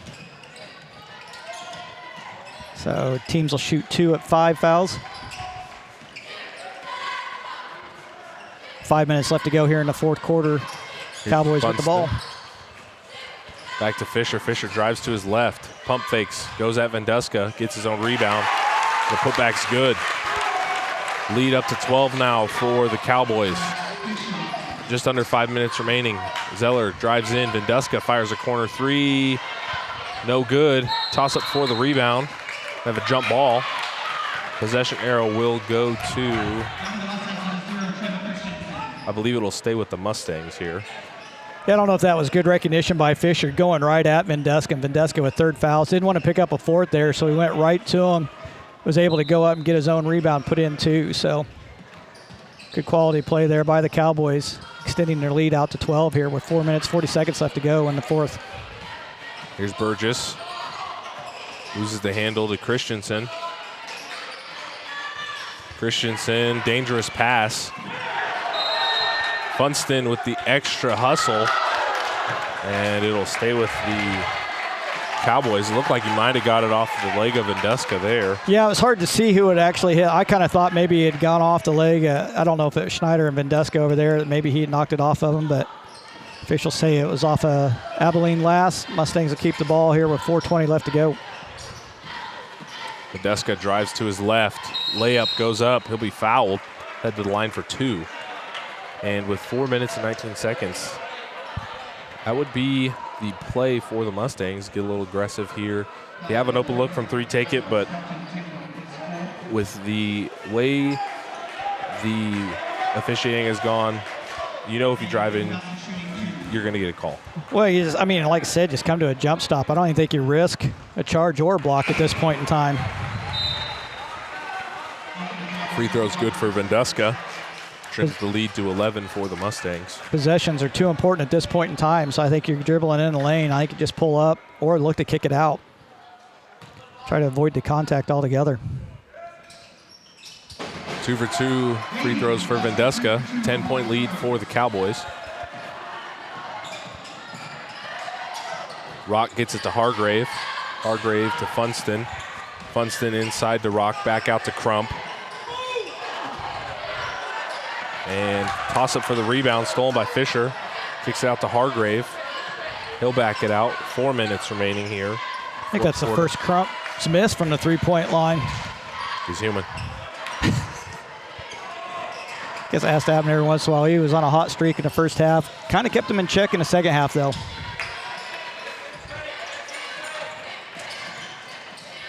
Nice ball movement here by the Cowboys. Looking around, find the open shot.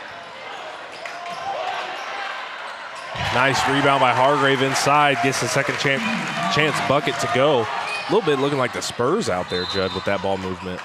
Yeah, it was good ball movement. You know, we talked about it just a little bit ago. They don't have to rush to get a shot off. They can throw it around all they want, but they were making good passes. They were finding the players they needed, got a good look, and got a rebound and got a shot right back up.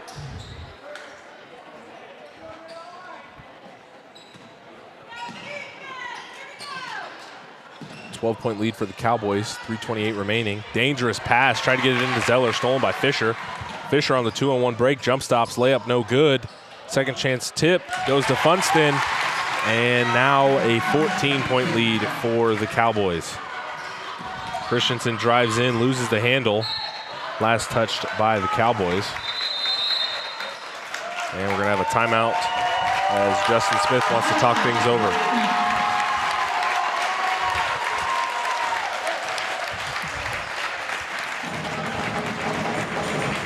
This is Breaking the Action is brought to you by Farmers State Bank, celebrating 125 years of banking service in the communities of Westmoreland, Manhattan, and Onega.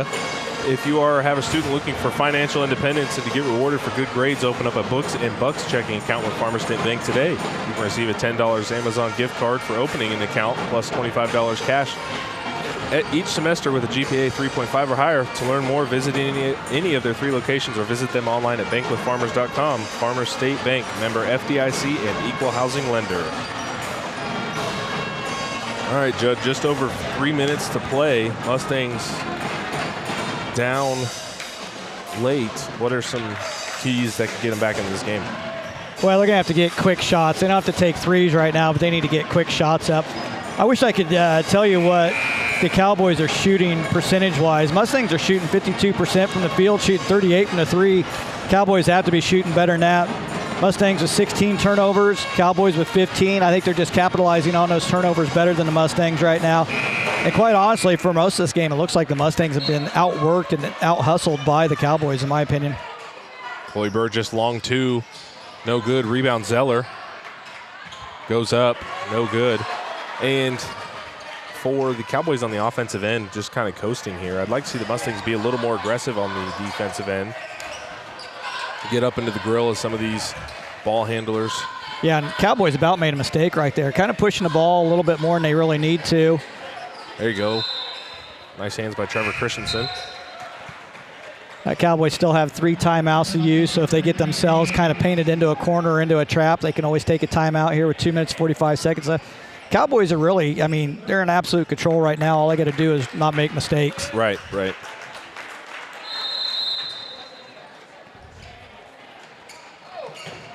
Nice steal by Christensen. Justin Smith wanted an intentional foul there.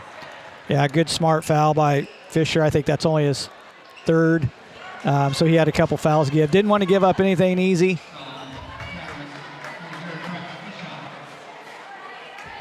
Trevor Christensen at the line for 2. May have been calling for an intentional. I didn't think it was intentional. He was going for the ball initially, and then once they kind of collided, just make sure really Christensen wasn't falling down or getting out of control. It's the good old that you get it when you're playing at the rec. Yep. You get the good old bear hug, you know? Yep. I fouled you first. Now I'm just going to hold on to you and make sure neither one of us eat it. Yep. First free throw no good for Christensen. Second one underway. It's the back iron. Vendeska tries to keep it alive. Last touch by Hargrave. Yeah, 2 minutes, 40 seconds left. Like I said, Mustangs don't have to go for three, but they need to get quick baskets. But, yeah, they're going to have to turn up the defensive pressure on the other end. Cowboys have just been able to throw the ball around as much as they want to find their open guy and get an easy shot. Christensen dials up a three, no good. Rebound initially controlled by Wilkinson. And they're going to get Funston with the foul. That'll be his second, team fifth. They'll send David Wilkinson to the line for two.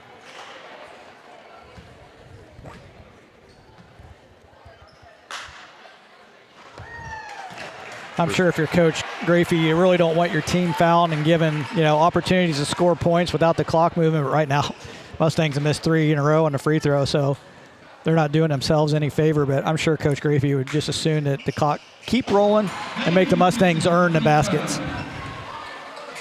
Second free throw from Wilkinson's good. Here's Rock ahead to Timbrook.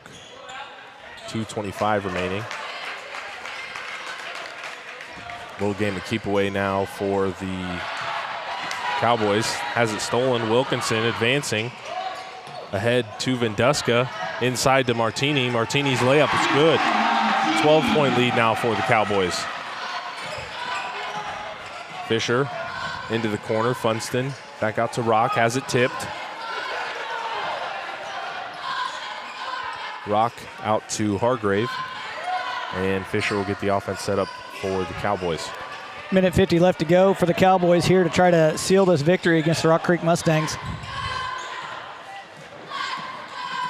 Mustangs still have 3 fouls to give just to stop the clock and get them to shoot. But again, with the 1-on-1 gone, you're not really gaining much by fouling at this point in time late in the game. Right. But you do have to go after the ball. Yep. So, timeout on the floor, minute 31 remaining. 12-point lead for the Cowboys.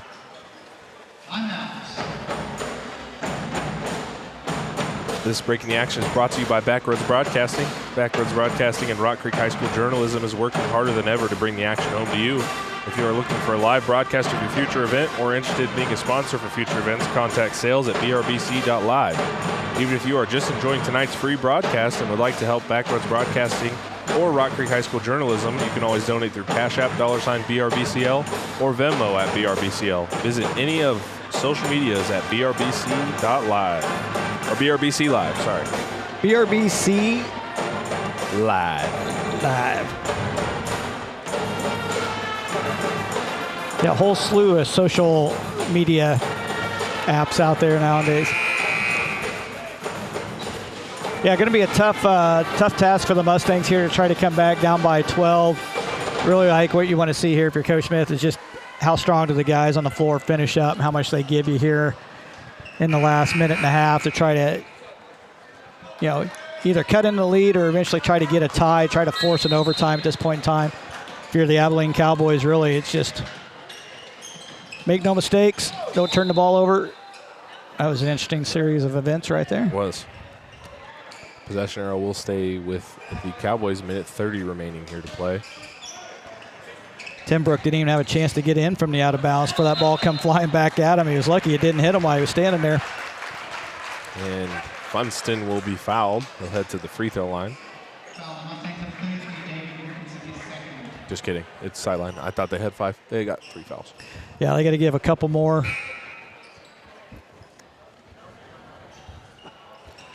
Cowboys have been shooting about 50% from the free throw line, so there's a chance that the Mustangs can get a couple fouls and have them miss a few, but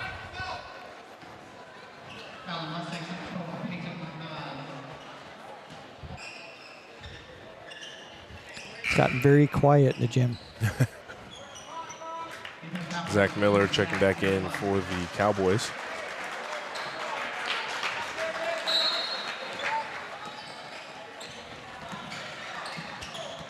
Gets it to Rock. Be fouled by Martini. That'll be his second foul. Gavin Rosa checking back in for the Mustangs.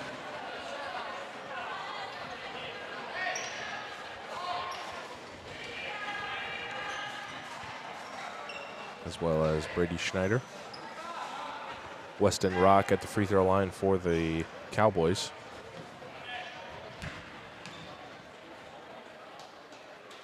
First free throw is good. That extends the lead to 13 for the Cowboys.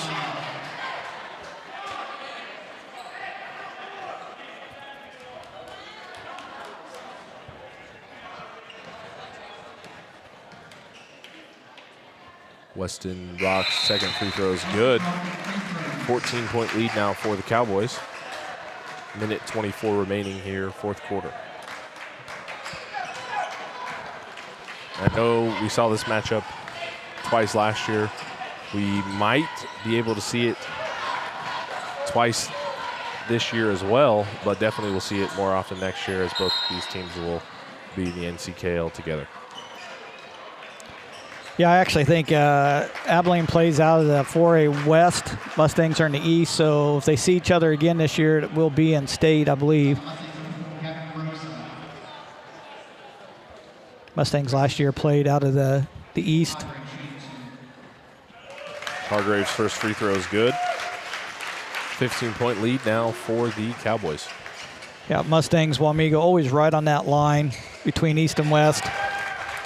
2 for 2 for Hargrave at the line. 16-point lead. Minute remaining here for the Mustangs. Rosa's pass stolen. Ahead to Fisher. Gets the finger roll to go. That'll be exclamation point on this one, I think. 18-point lead now for the Cowboys. Yeah, Cowboys at last minute really doing what they need to do. The final score is not going to be really representative of the game we saw tonight, but Mustangs couldn't hit the free throws. Cowboys could, as well as get the easy transition baskets that the Mustangs struggle with sometimes. 43.4 seconds remaining. The Mustang basketball on the baseline.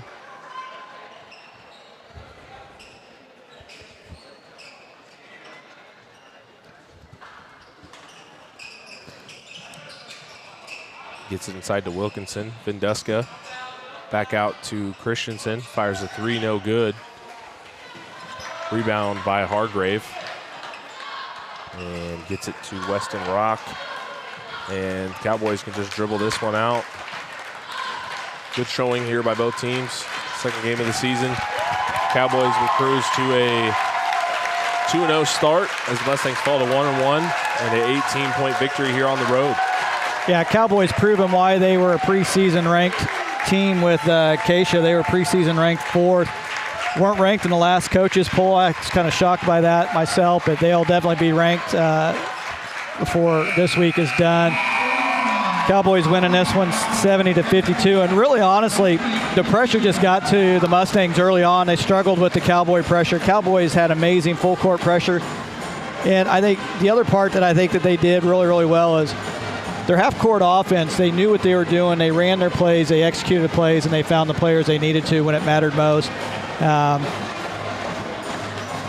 Crump in the first half went ballistic off the bench with, I think he had 17 points. Mustangs shut him down in the second half, but then Fisher kind of took over. So not only that, but the way they were able to change the pace too dictated the way of this game as well. They were able to go from like a 8 to 10 speed game of basketball down to like as a snail's pace in a matter of seconds. Yeah, for the Cowboys tonight, Fisher with 17 points, Crump with 17 points, Funston with 8, Hargrave with 7. Sorry, Timbrook in there had 9. Holloway had 6, Rock had 6 for the Mustangs. Vinduska leading the way with 19, Schneider with 13, Burgess with 5, Zeller 7, Martini with 4. Christensen and McCarn with 2, Wilkinson with 1. Good game by the Cowboys. It appears that we made some fans tonight, both sitting in front of us and listening in. We'll look forward to the next time we get to see them. Always going to be fun here with the matchups going into the NCKL next year with 2 a year. Home and away. Want to thank all of our viewers for joining us this evening. Thank you to our sponsors, Faith Furniture, Shortstop, Max Motors, Farmer State Bank. Because of their support, Backroads Broadcasting continue bringing this action home to you live and free. Thank you to our production team, Cody Lyman and Cody Roach, for their expertise on camera, graphics, and programming and game production. Thank you to Shana Schmidt and her class of Rock Creek High School journalism students that were a part of the broadcast this evening. Ashanti Gibbs. And getting the other name pulled up here. Yeah, it was Ashanti Gibbs and Emma Pettinger. Backroads team will be back in action December 8th with the Rock Creek Mustangs taking on the Council Grove Braves here at the Rock. I want to thank you for spending your evening with us. Drop us a line. Let us know what you think. This concludes another production of Backroads Broadcasting here at the Rock. I'm Judd McCormick. I'm Isaiah Dobbins. We got to go for now, but we'll BRB.